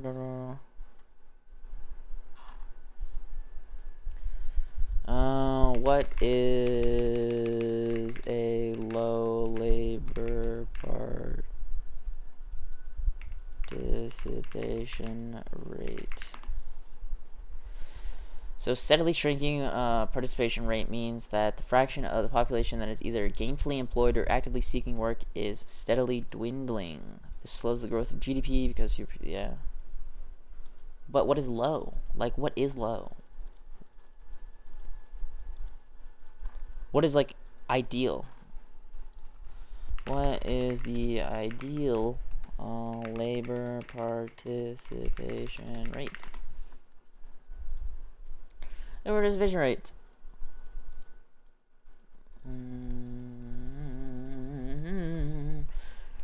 Versus formula trends. limits institutionalized people, such as individuals in prisons, nursing homes, or mental health facilities, members of the military. Yep.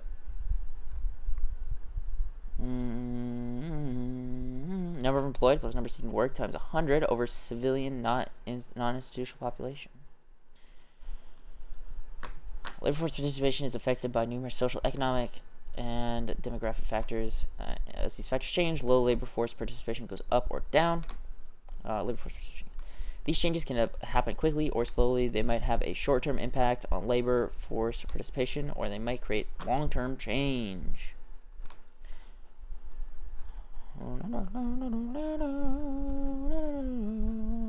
Short-term and long-term economic trends influence the labor force participation rate. In the long run, industrialization and the accumulation of wealth can have an impact. Industrialization tends to increase participation by creating employment opportunities. Levels of accumulated wealth can reduce participation because wealthier people simply have less need to work for a living. Not necessarily true, I guess, yeah. Trends in the participation rate. The labor force participation rate changes based on economic, social, and demographic trends over the long term. It rose steadily through the second half of the 20th century, peaking at 67.3% in April 2000.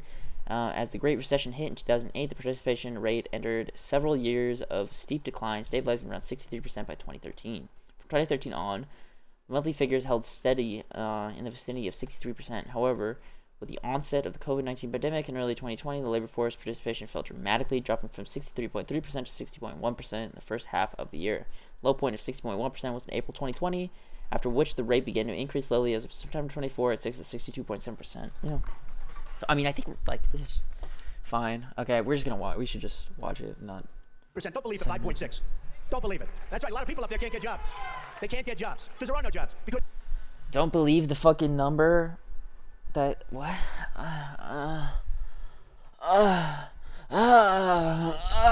Okay. China has our jobs, and Mexico has our jobs. They all have our jobs. But the real number is anywhere from 18 to 19. But okay, so they're taking our jobs, but they're all pouring over the border. All the Mexicans. True. And maybe even 21%, and nobody talks about it because it's a statistic that's full of nonsense. 20% unemployment. What was the unemployment rate in the Great Depression? At the height of the Great Depression, it was 25%. Let's just hear that again. Our enemies, that's number, are no jobs because China has our jobs, and okay, Mexico China has our jobs. They all have Mexico has our jobs. But the real number is anywhere from 18 to 19 and maybe even 21%, and nobody talks about it. 18 to 19 and even 21%. These are like record high unemployment numbers that we haven't seen since the Great Depression. What the fuck are you saying? I think that, like, that's good at, like, this 8 minutes is good enough for the video, I think. This is just, thank God he's such a fucking moron. Holy shit. Okay. Okay.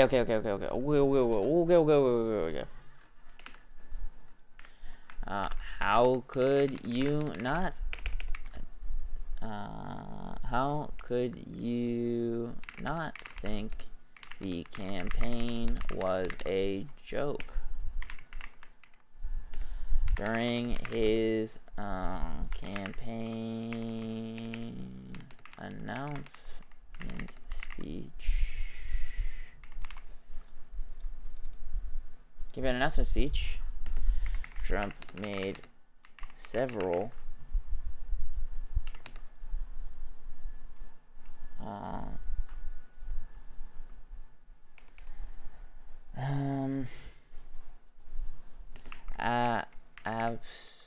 absolutely insane and untrue claims ranging from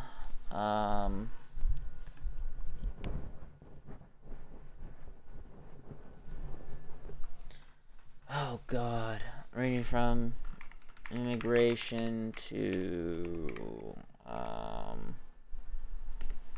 GDP and unemployment.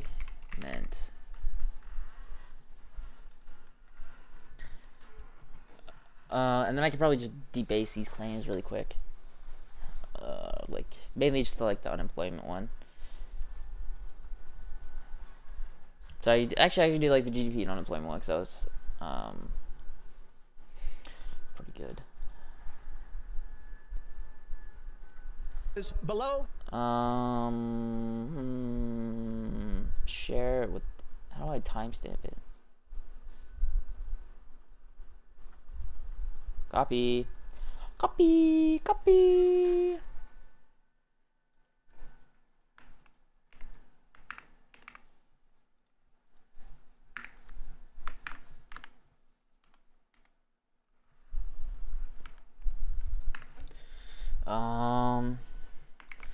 Trump in this clip is talking about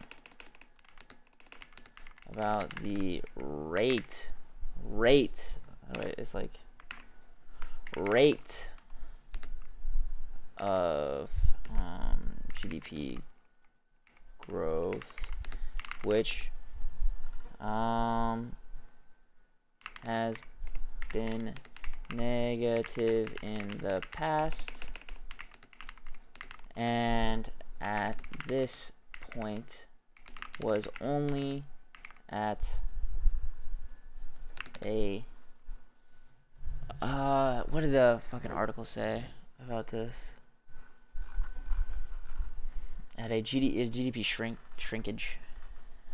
At this point had only shrank by 0.7%. Was it this? 0.7%. Which at the time of the data being published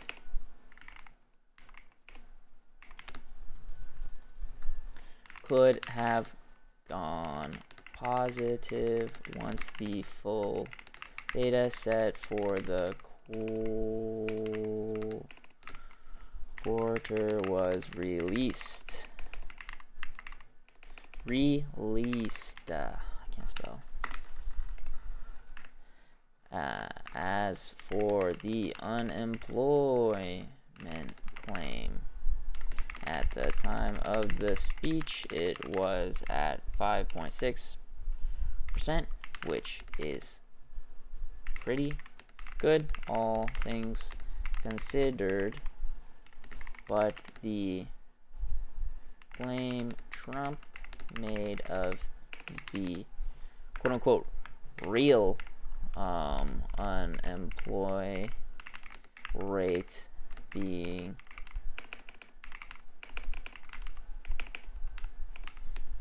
quote 18, 19, or even 21% is simply insane. There have not been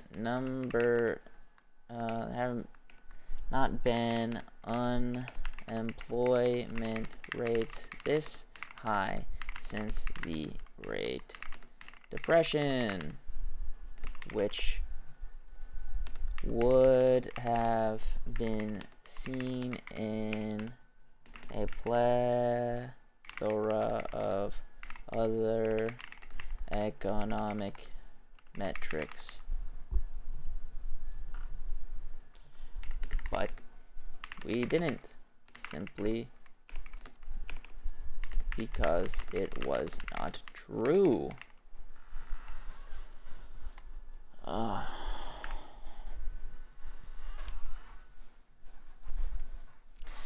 Jesus Christ. This is the first one. The first one.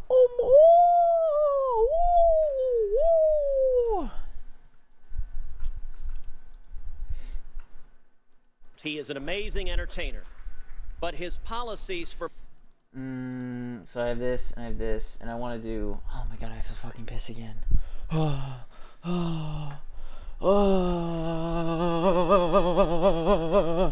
Okay, I'm gonna go pee, and then we're gonna talk about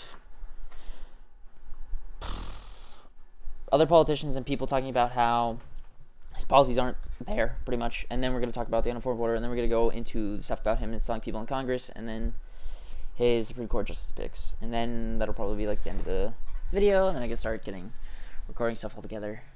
And we could just fucking hang out and have fun together. Okay, I'll be right back.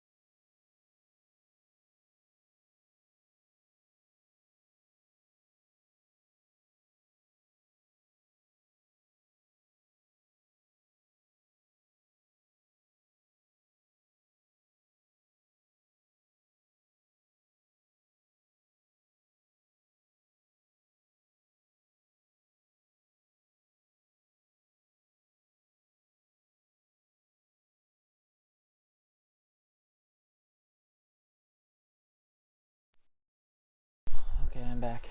Oh, oh, oh my god. Oh my god.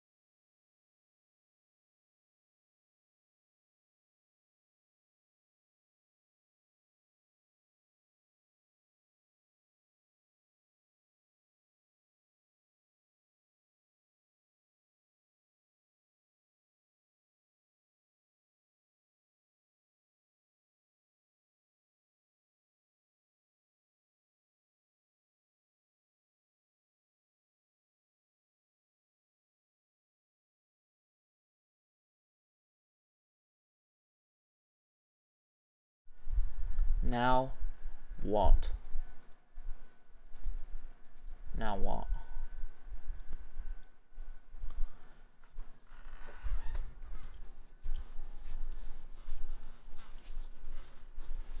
How do you even start on this shit, man? How do you even fucking like start on this shit?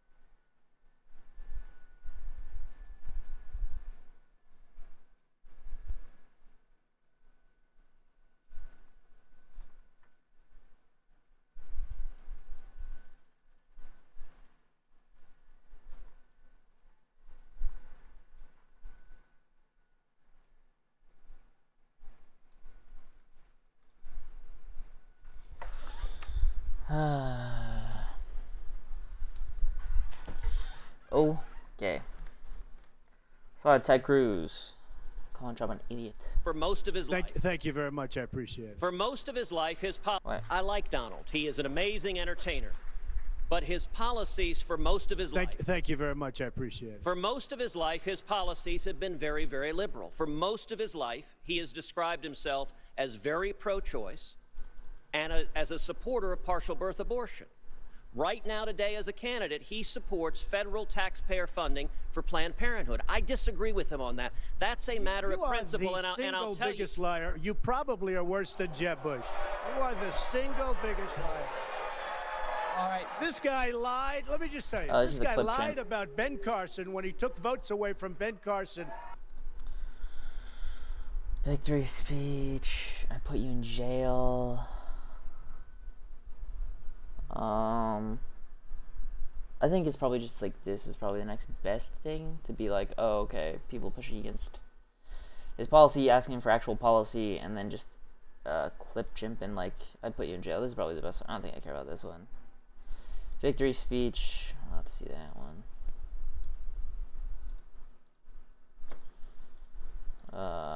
Okay.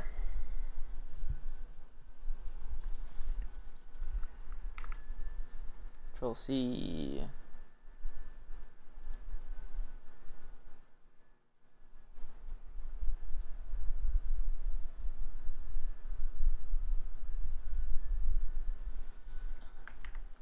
Oops.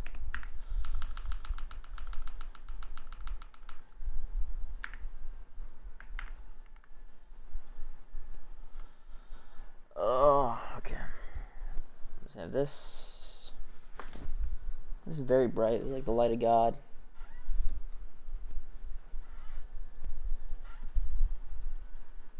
Is any better? Can't really see me though. Whatever. Be good enough. Rate of GDP growth, and then unemployment. This is just fucking so stupid. Unemployment rate.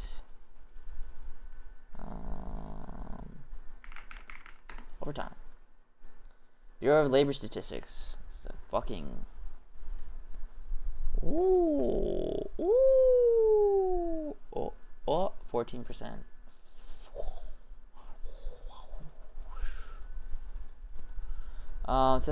Does it go further? Does it go further back? Rev.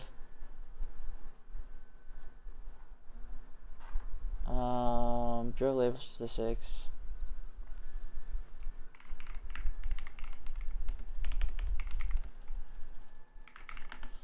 Unemployment rate.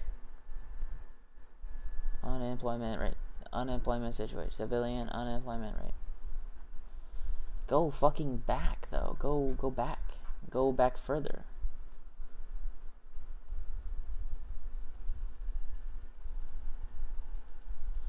It's 14% in during COVID. It doesn't even make sense. It doesn't even make sense. It doesn't even make sense. More chart packages, productivity, 20 time workplace injuries, pay benefit. Unemployment rate since 1900 be goated. Historical U.S. unemployment rate by year. Dust Bowl, 32, Hoover's tax hikes, FDR's New Deal, Depression ease. So 1933, the height of the Depression, it was 25%. During the Great fucking Depression, it was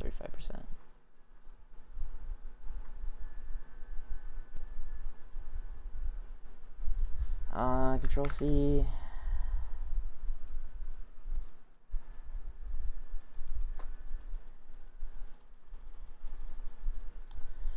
Do unemployment. Ooh, what the fuck did I just do? Unemployment rate. Boom.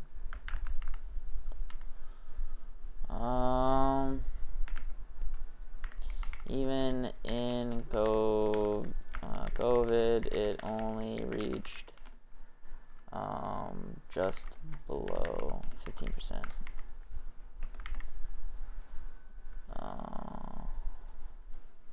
Fuck. Shit, fuck, balls. Fuck. just below 15%.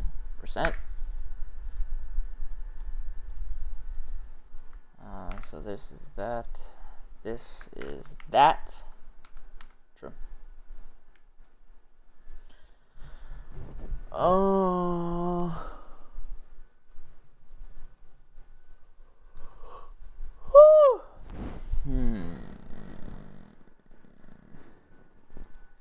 And so there's that, and then second Republican In game. Simi Valley, California, for the main event, round 2 of CNN's presidential debate starts now. Of course, 1 Pavilion up in radio. Time to respond to each other in here seconds. And I have understanding that the Constitution restrains some remarkable records. I'm saying for the proud parents. Holy shit, this guy.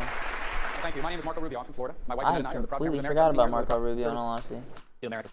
If you're fed up with watching together, India 40 years and 2 of my sons and their wives. Ben Carson. Want to be.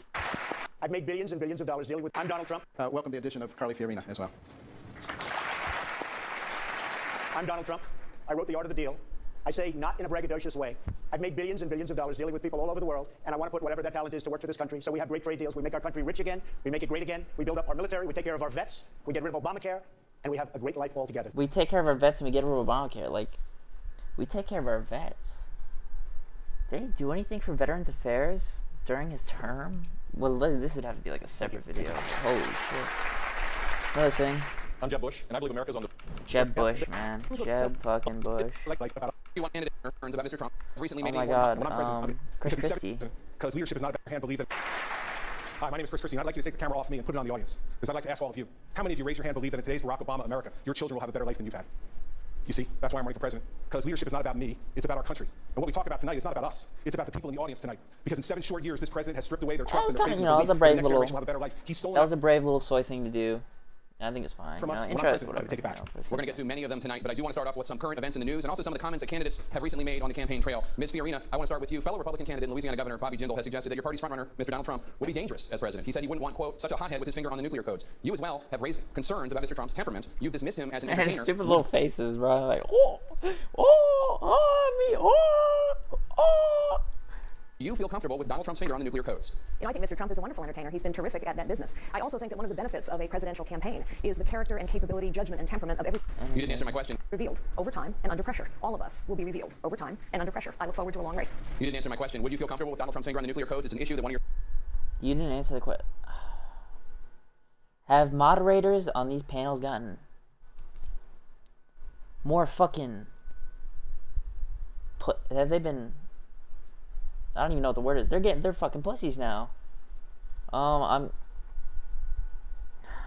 can't remember well enough. It was just like, okay, you didn't answer my question, because like usually it's like, even in the last debate between Kamala and Trump, they did that with Trump. I think a decent amount of times, or even Kamala, they did it. It's like, you didn't answer my question. Like, would you feel comfortable this way, that way, whatever? Like, would you do this? That was pretty direct though. I was like, you did not answer my question. What would you do? Do you That's feel... not for me to answer. It is for the voters of this country to answer. And I have a lot of faith in the common sense and good judgment of the voters of the United States of America. Mr. Trump? Well, first of all, Rand Paul shouldn't even be on the stage. He's number 11. He's got 1% in the polls. And how he got What the fuck did he... Dude, he's going through everyone's throat. This guy shouldn't even fucking be up here, because he sucks balls.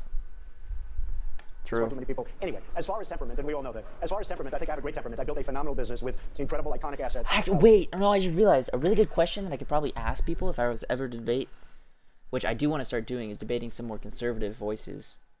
Just ask, like, what do you think, what do you think the unemployment rate is right now? What do you think is a good unemployment rate? Or, like, what do you think is ideal unemployment rate? Because I think ideal unemployment rate is, like, 4%. What is the ideal unemployment rate? What is the ideal unemployment rate, and why is it not 0? That was a good search. Between 3 and 5%. Yeah, no, like, it was a little high towards the end of Obama's second term, but for it to be like bad, no, it's not bad. Reasonable unemployment rate is 3 and 5%. Yeah, like it's been, but I think that'd be a good question to try to bring up for someone who thinks we're in a recession now. Just be like, Or like maybe in like what do you think like the rate of GDP is, rate of GDP growth is, or what do you think unemployment is right now? And they're just gonna say some like if they even answer that, they're gonna say some ridiculous figure, probably like 20% or like 10%. I feel like, because if it's anything above like 6%, I'd be like, dude, you're stupid, like you're insane, you're so like. What is it right now? This is labor force historical 2024, 2023. It's 3.7%. Oh my God! During Biden's term, it was 6 because it was like 14% for like a little bit, and then it shot back down. It's like 6%, and a year later, 1 year later, after a lot of like the whatchamacallit, after the pandemic hit and stuff started shutting down and everything, to go to like upwards of 10% at one point, to 3.9, 3.5, 3.7. What the fuck? U.S. unemployment rate by year. I'm just gonna go back to that. It's like 4%. This is like so ideal. This is so fucking ideal. And then like for probably what about like it's like March, April, May, June, July, August, September, October. So April, May, June, July, August, September, October. So it's like 7-8 months. Not even like, because like this going from like 10%, it takes a while for this to go down, but it goes like shoots up to 15% and like shoots pretty dramatically back down. Like holy shit, we made a crazy recovery. This is what economists are saying when we made a crazy recovery. 4.1%. This is like completely ideal. It's pretty much just at 4%.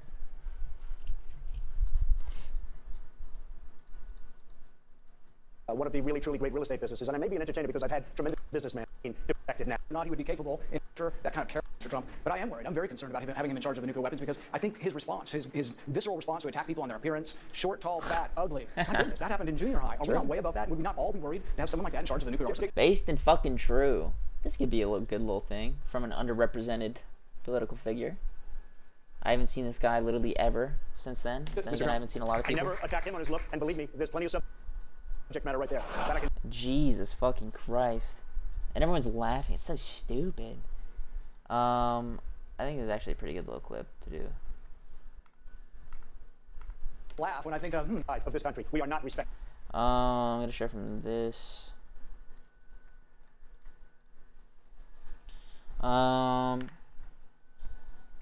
Even still, during the second Republican primary debate on CNN, Republican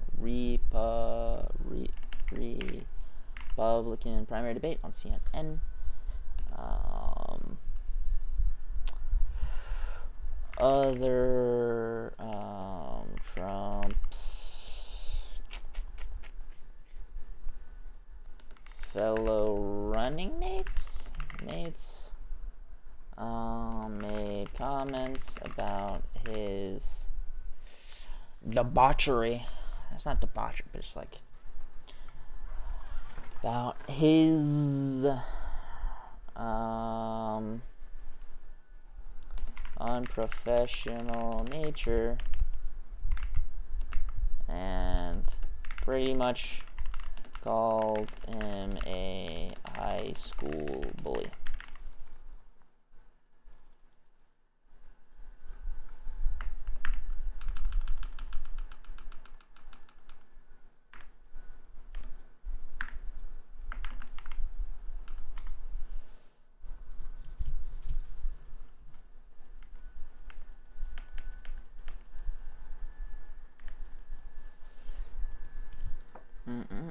Now. Senator Paul, your name has been invoked.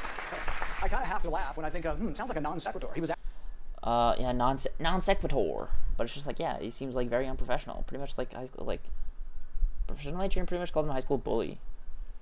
That's pretty true. And then I could probably get another clip from this. And then just be like, ooh, like one more good clip from this about his policy, and then linking to this, being like, oh, you'd be in jail. And then maybe go and look over his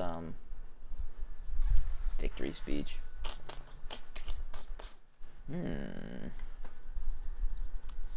Asked whether or not he would be capable. Worried. A rival to your left, Governor Bush, said, Governor Bush told me last week, when I read him the quote from Governor Jindal, that he agrees you're not a serious candidate. Tell Governor Bush why you are a serious candidate and what your qualifications are to be commander-in-chief. I've actually been in politics all my life, although I've been on that side as opposed to this side. I'm now a politician for about 3 months. Obviously, I'm doing pretty well. I'm number one in every polls by a lot. But the qualification is that I've dealt with people all over the world, been successful all over the world. Everything I've done virtually has been a tremendous success. When markets change, when things turn, I heard Governor Pataki, who, by the way, was a failed governor in New York, a very seriously failed. He wouldn't be elected dog catcher right now. I heard what he had to say. And I will tell you this, Atlantic City, I made a tremendous amount of money in Atlantic City. I left 7 years ago. I've gotten great credit for my timing, and that's what I'm all about. I'm a businessman, did really well. And Jeb, what I want to do is put that ability into this country to make our country rich again. And I can do that, and I'm not sure that anybody else in the group will be able to do that. Governor Bush, would you be comfortable with Donald Trump's finger on the nuclear codes? I think the voters will make that determination, but what I know to be true is that the next president of the United States is going to have to fix an extraordinarily difficult situation. This administration, with President Obama and Hillary Clinton, has created insecurity, the likes of which we never would have imagined. There's not a place in the world where we're better off today than 6.5 years ago. And that requires a steadiness. That requires an understanding of how the world works. That requires an understanding and appreciation of American leadership in the world. You can't just, talk about this stuff and insult leaders around the world and expect a good result. You have to do this with a steady hand, and I believe I have those skills. Jake, this is what's wrong with this debate. We're not talking about real issues. And Mr. Trump, we don't need an apprentice in the White House. We don't need an apprentice in the White House. We have one right now. He told us all the things we wanted to hear back in 2008. We don't know who you are, where you're going. We need someone who can actually get the job done. You talked about business. Well, in Wisconsin, you're losing $2.2 billion right now. I would do so much better than that. Mr. Trump, you're using the talking points of the Democrats, and as we all know, that failed 3 times in 4.5 years when I got elected because it is working. We balanced the budget. You want to talk about balanced budgets? You took 4 major projects into bankruptcy over and over and over again. You can't take America into bankruptcy. That's what's wrong with the politicians watching right now. They think we can take a country into bankruptcy. Every major business leader has used the. I know went bankrupt, by the way, as you know, everybody knows. But we have hundreds of companies, hundreds of deals. I've used the law 4 times, made a tremendous thing. I'm in business. I did a very good job. But I will say this, and people are very, very impressed with what I've done to business people. But when the folks of Iowa found out the true facts of the job that you've done in Wisconsin, all of a sudden you too. He was number 1. Now he's number 6 or 7 in the poll. So look, we brought it out. You were supposed to make $1 billion in the state. You lost 2.2. You have right now a huge budget deficit. That's not a Democratic point. That's a point. That's a fact. And when the people of Iowa found that out, I went to number 1, and you went down the tubes. Governor Walker? Yeah, absolutely. I'll take this out because this is an issue that's important in this race. Just because he says it doesn't make it true. The facts are the facts. We bounced a $3.6 billion budget. Just because he says it's true doesn't make it true. That's a pretty fucking good one. Like, there's so many clips. There's so many good, like, actually very solid clips. Who the fuck are these people? Fuck, man. Fuck. 2016 Republican primary candidates. I need to see, like, fucking pictures. Marco Rubio. Okay, Donald Trump. It was Rand Paul. For the running mates, Rand Paul.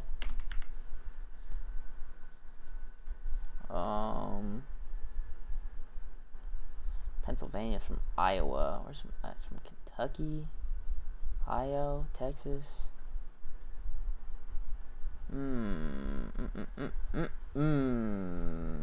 Where's the fucking other guy? Withdrew before the primary. Oh, okay. Withdrew before the primaries. Wisconsin? Is it Scott Walker? It's got to be Scott Walker, right? Rick Perry? It's got to be Scott. This is Scott Walker, right? This is definitely Scott Walker.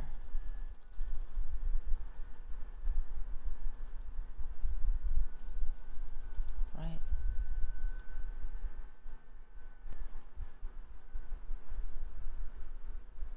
Scott Walker. Okay, it is Scott Walker. Scott Walker also added that we don't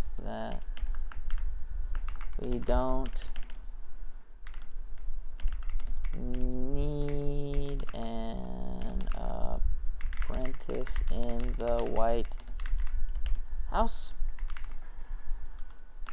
and that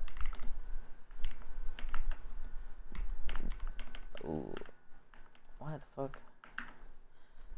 Just because he says it's true doesn't make it true.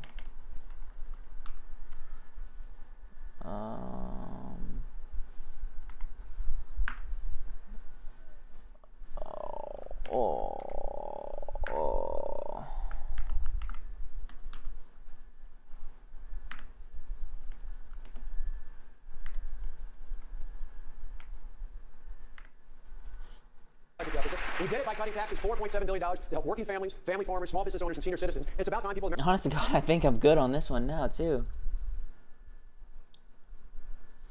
Most of the success that we saw from the Trump campaign seems to have come from his ability to generate funny or inflammatory clips rather than discussing any legitimate policy positions.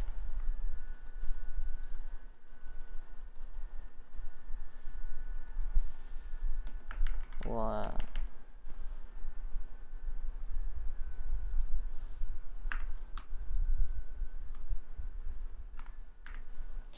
I just clipped this one. This one's a goated one. This one's a goated clip. Fact check him in real time.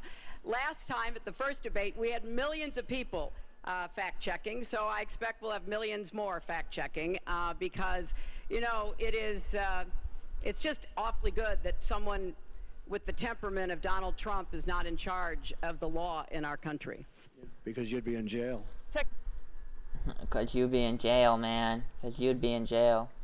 Of the law, and Trump is not in charge. Someone with the temperament. It's just awfully good that it's just 14 seconds. Okay. Copy. Yep.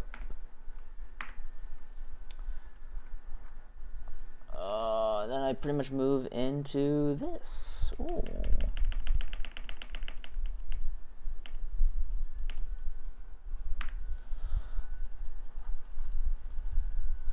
I was much too young and stupid to realize a lot of what was going on at the time, but in recent years I've been thinking about the notion of the right to be uninformed. Basically, somewhere baked in the American liberal identity is the idea that I can vote however I want, and for whoever I want, no matter what I know. You can see this when people say things like, it doesn't matter who wins, it doesn't affect us that much, or even, I just vote for whoever's going at lower prices.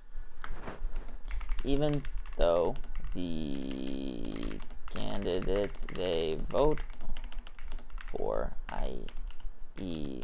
Trump, says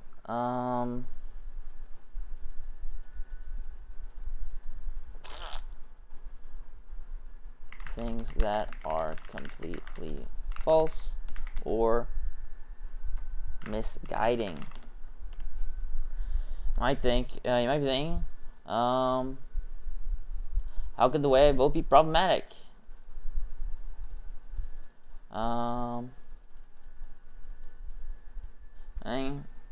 How could this be problematic?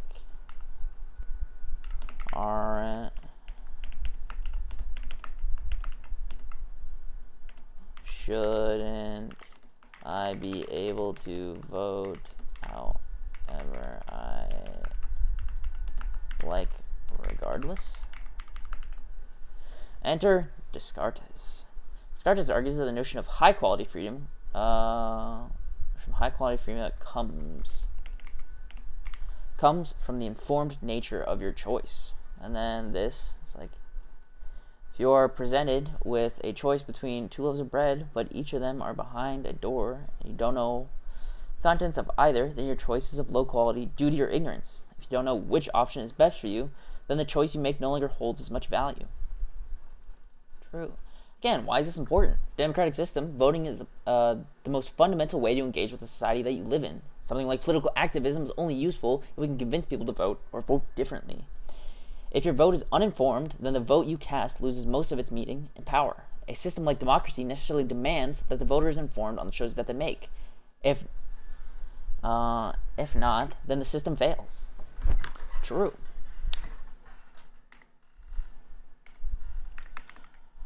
So why is it important?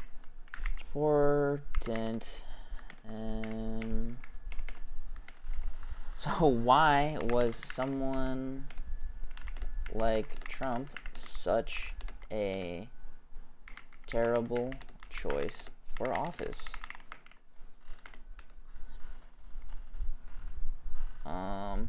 As mentioned and shown earlier, he had no problem making up most of the facts about the economy or whatever else he saw fit.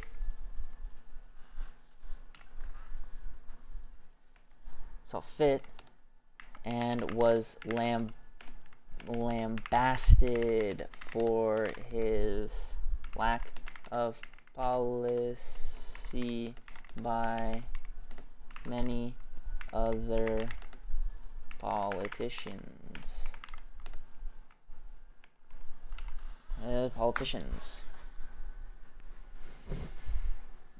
How long do we think this video is gonna be? Hopefully it's like, because I think I'm shooting for around like 10 to 20 minutes in that range, in that pocket, in that little pocket. I think that'd be nice.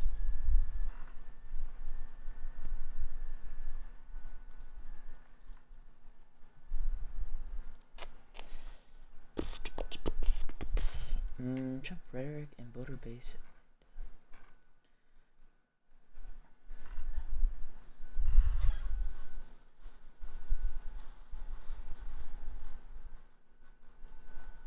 Response to his rhetoric, but it's like the voters still voted for him. That's kind of the big thing. It's like the voters still voted for him, right? Voters still voted for him. Politicians.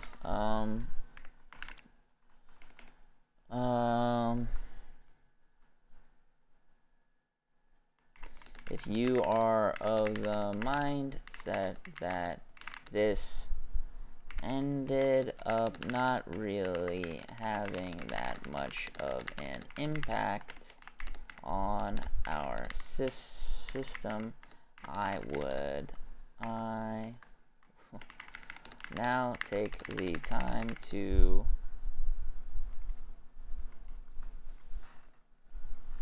demonstrate how bad his presidency really was.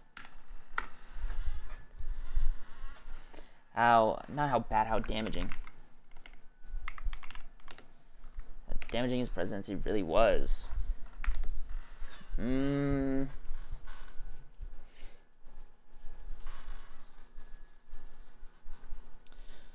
So I thought about January 6th, maybe. So it's like January 6th, the documents maybe in his Mar-a-Lago.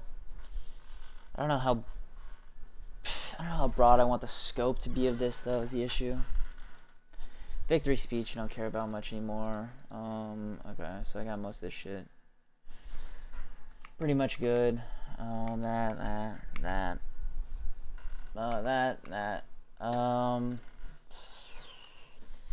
When were Justice Alito and Thomas appointed?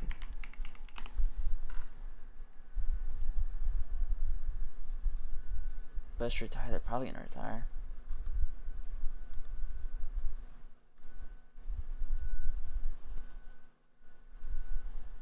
Clarence Thomas was appointed by President Bush as a U.S. Court of Appeals judge for the District of Columbia. President Bush subsequently nominated him as Associate Justice of the U.S. Supreme Court. We have served since October 23rd, 1991. What justices did Trump appoint? Wait, he got 3? Holy, he got fucking 3? United States Supreme Court.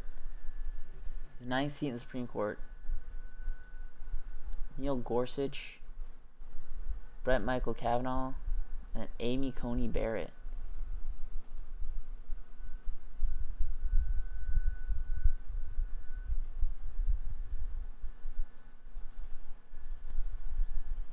Amy Coney Barrett is like actually somewhat not retarded though. Amy Coney Barrett is like the only reasonable one. Brett Kavanaugh. What was Justice Alito? Court of Appeals. Holy fucking shit. District courts. Oh my god. Oh, it just keeps going. 174 district court judges he got to put in. Oh.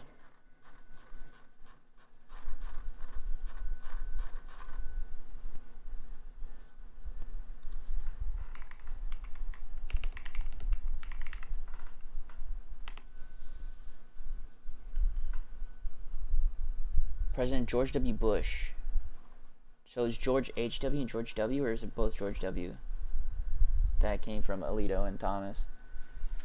Fucking hell. Okay. How did the justices vote when overturning Roe v. Wade?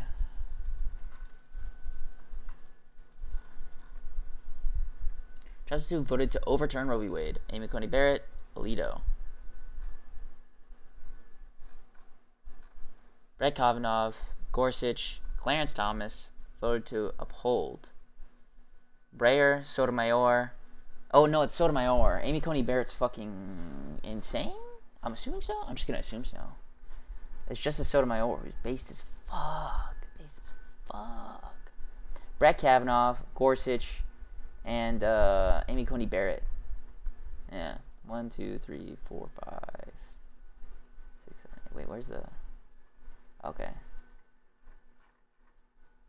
Wait, it lost 6-3? The court ruled 6-3 to uphold Mississippi abortion ban being challenged in the case, and 5-4 to overturn Roe. Okay, it's 5-4 to overturn Roe. So 3 of the judges that he put on were... Yeah, like the 3 judges voted in this way to overturn Roe v. Wade. Oh my god.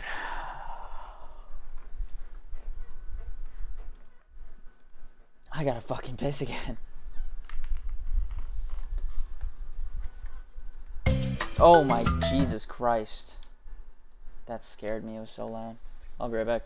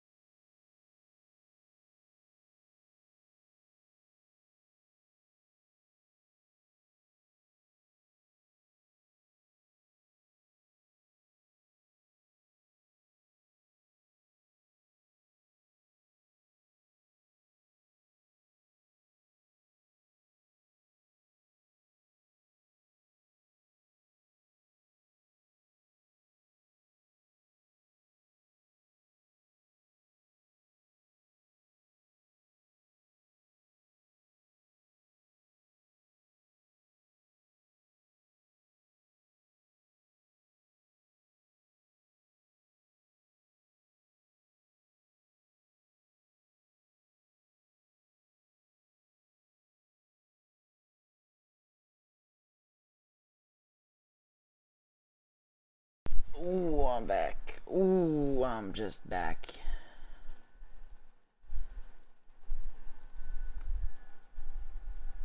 Oh, okay. Monkey. Monkey. So Samuel Alito and Clarence Thomas were both...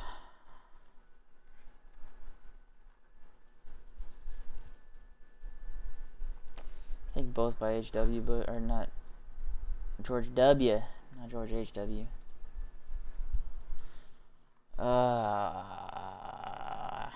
Politico...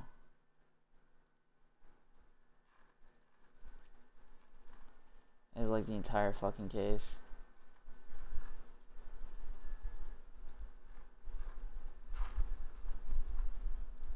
What is this? What did they get this? Roe v. Wade overturned full case. Supreme Court, Dawes Jackson One Health Organization.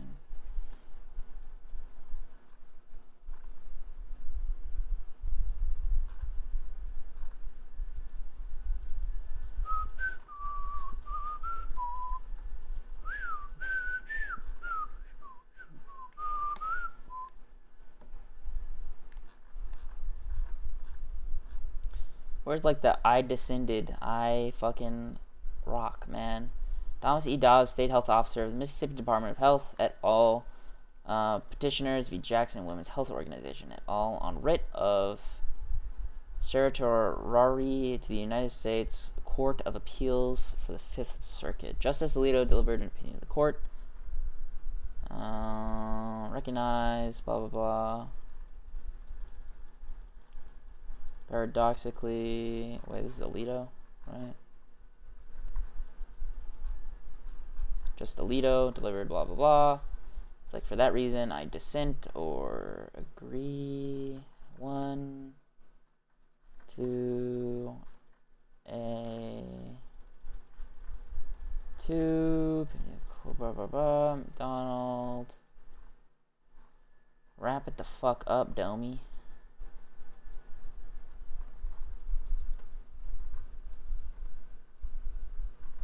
We probably try to get in the more minutia of this. If I actually did like a whole thing on it.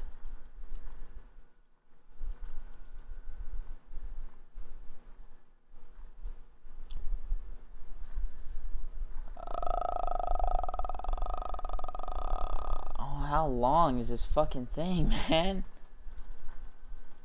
I mean, no, it's supposed to be long. It's supposed to be in depth. It's supposed to be long. I get it, man. I get it.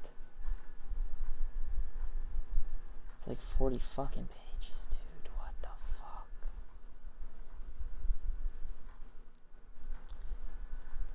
So all these things, seriously wrong. Court with these decisions.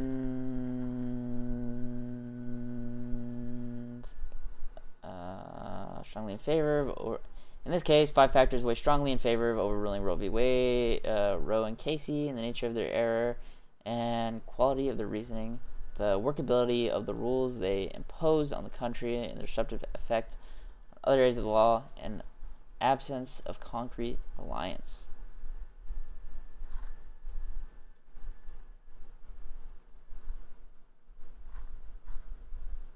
Oh my fucking god!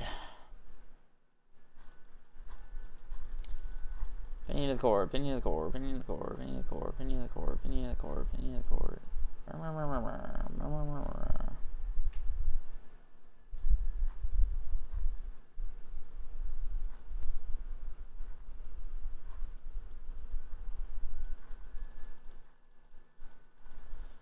Oh my god, it's so long. There it is. Where's the thing like, oh, for that reason, I uphold or I dissent? God damn. The dissent argues that we have abandoned, blah, blah, stare decisis, stare decisis, whatever the fucking thing is. There's no reason to think that another decision.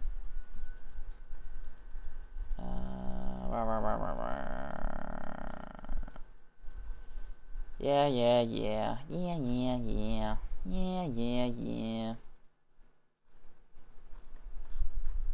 Oh my god, man, stop writing.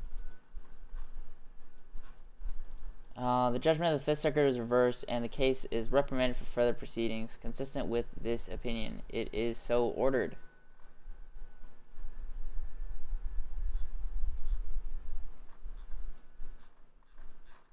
Wait, is this actually just an appendix of all the court cases that were used, or is this just like was that for the argument?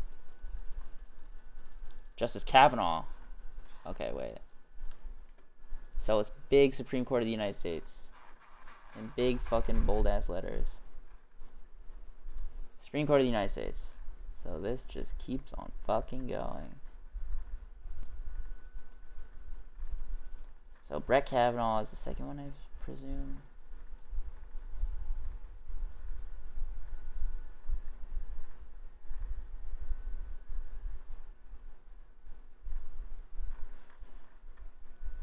I think it's fine if I just link this, honestly.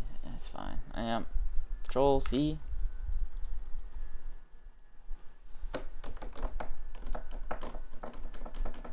How do I want to kind of structure this second part of the video, though?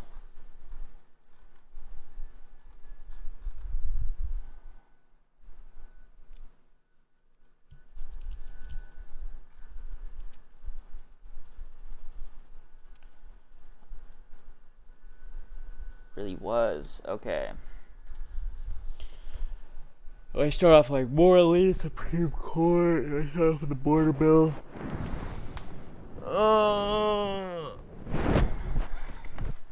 He was still the same type of person, or like,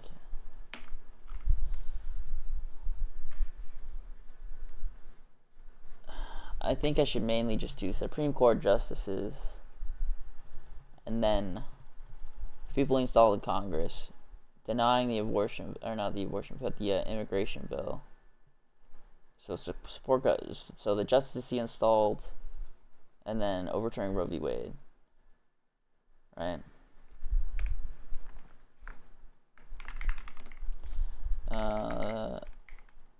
Trump presidency.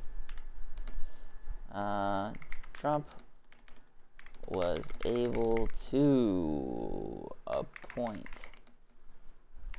3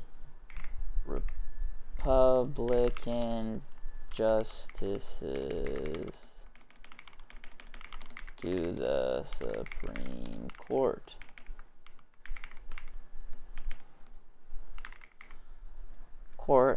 Who all had a hand in overturning major cases, overturning Roe v. Wade. I'll do a soy little link. Oh, soy.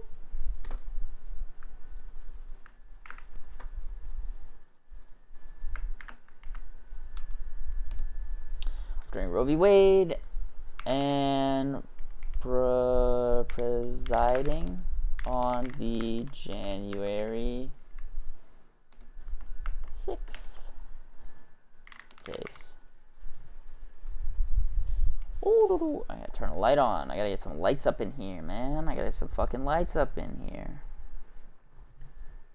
In a dark, gloomy time we're in, I must light the way. It's a fucking shitty ass light, man. Whatever. Is that maxed? Yeah, it is. Okay. So that, and then January 6th. Not committee. Supreme Court case.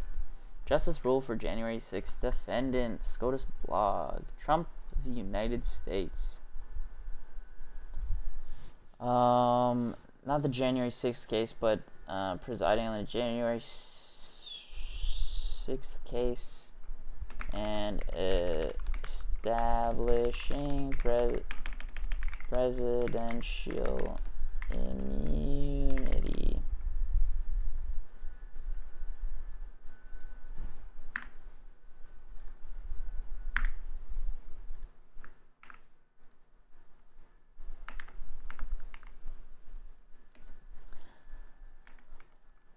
Now, some of these cases are controversial in their own right due to the actions of Justice Alito and Justice Thomas, but The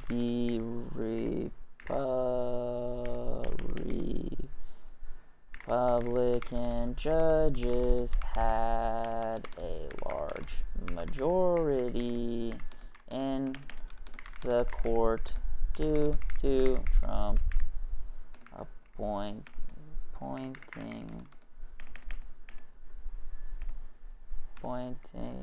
the mentioned judges, not the appointing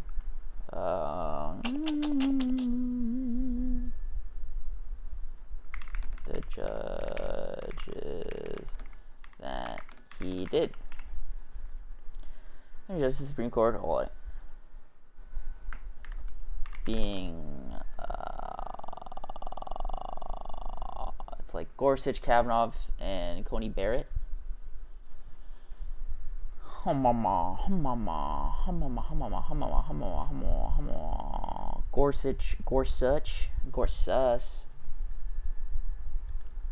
Gorsuch. I can maybe make the lighting good if I have.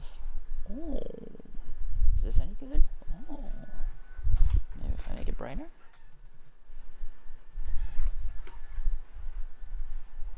Maybe if I make it blue. Ooh, that is too fucking bright. And then if I make this like red back here, maybe that'd be fucking epic. Oh,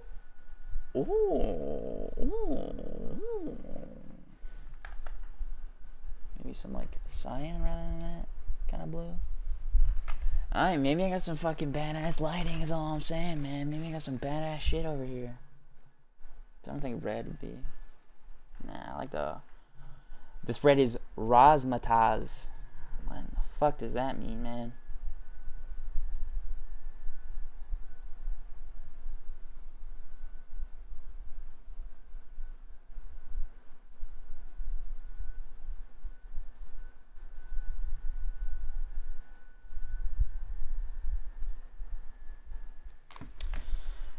Oh, I'll probably stream for another like 20 minutes and then I can...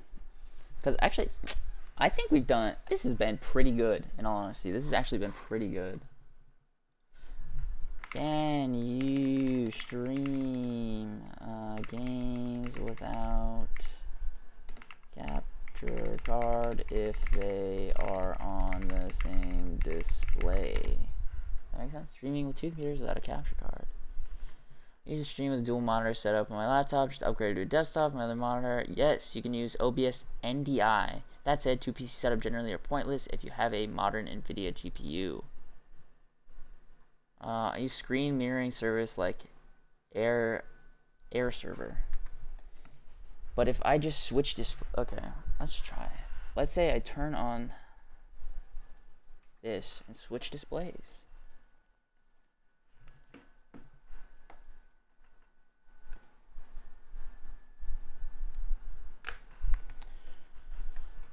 If I switch the source for the display, would it? Hell no. Okay, wait, could I add another source? Display capture 2. Oops. Okay, it's not automatic, it's not display. It's not my primary monitor. It would have to be a different source on my primary monitor. I'll have to figure this out later, in all honesty. Remove. Yes. Remove. Okay. So I can just switch this back to DisplayPort. Okay. Jesus Christ. Okay. Jeez, I think we did pretty good for one day, in all honesty. It seems pretty good. Honest to God. Seems pretty good. I think we did a lot today, honestly. Because like this, like finding quotes against Trump is insanely easy. This is just like that was like fucking nothing, man. That was like fucking nothing, dude. That was fucking nothing. But yeah, no. I think it's pretty good. Anyways, if anyone checked out the stream, thank you very much. If you wouldn't mind, subscribe, follow the stream. Like, I'm gonna try to release this video probably sometime next week, hopefully. I gotta learn how to edit, I gotta make a thumbnail, I gotta finish the script, and then I'll be live tomorrow for sure to try to finish most of the script and stuff like that. And just get some of the facts straight, maybe edit some of the script, see how long it might be if I sit there and talk, and then I'll try to record it within the week and then just post it. So that'll be heaps of fun. Heaps and heaps of fun. But yeah, no, thank you for checking out the stream. I'll see you guys tomorrow. Alright, thank you.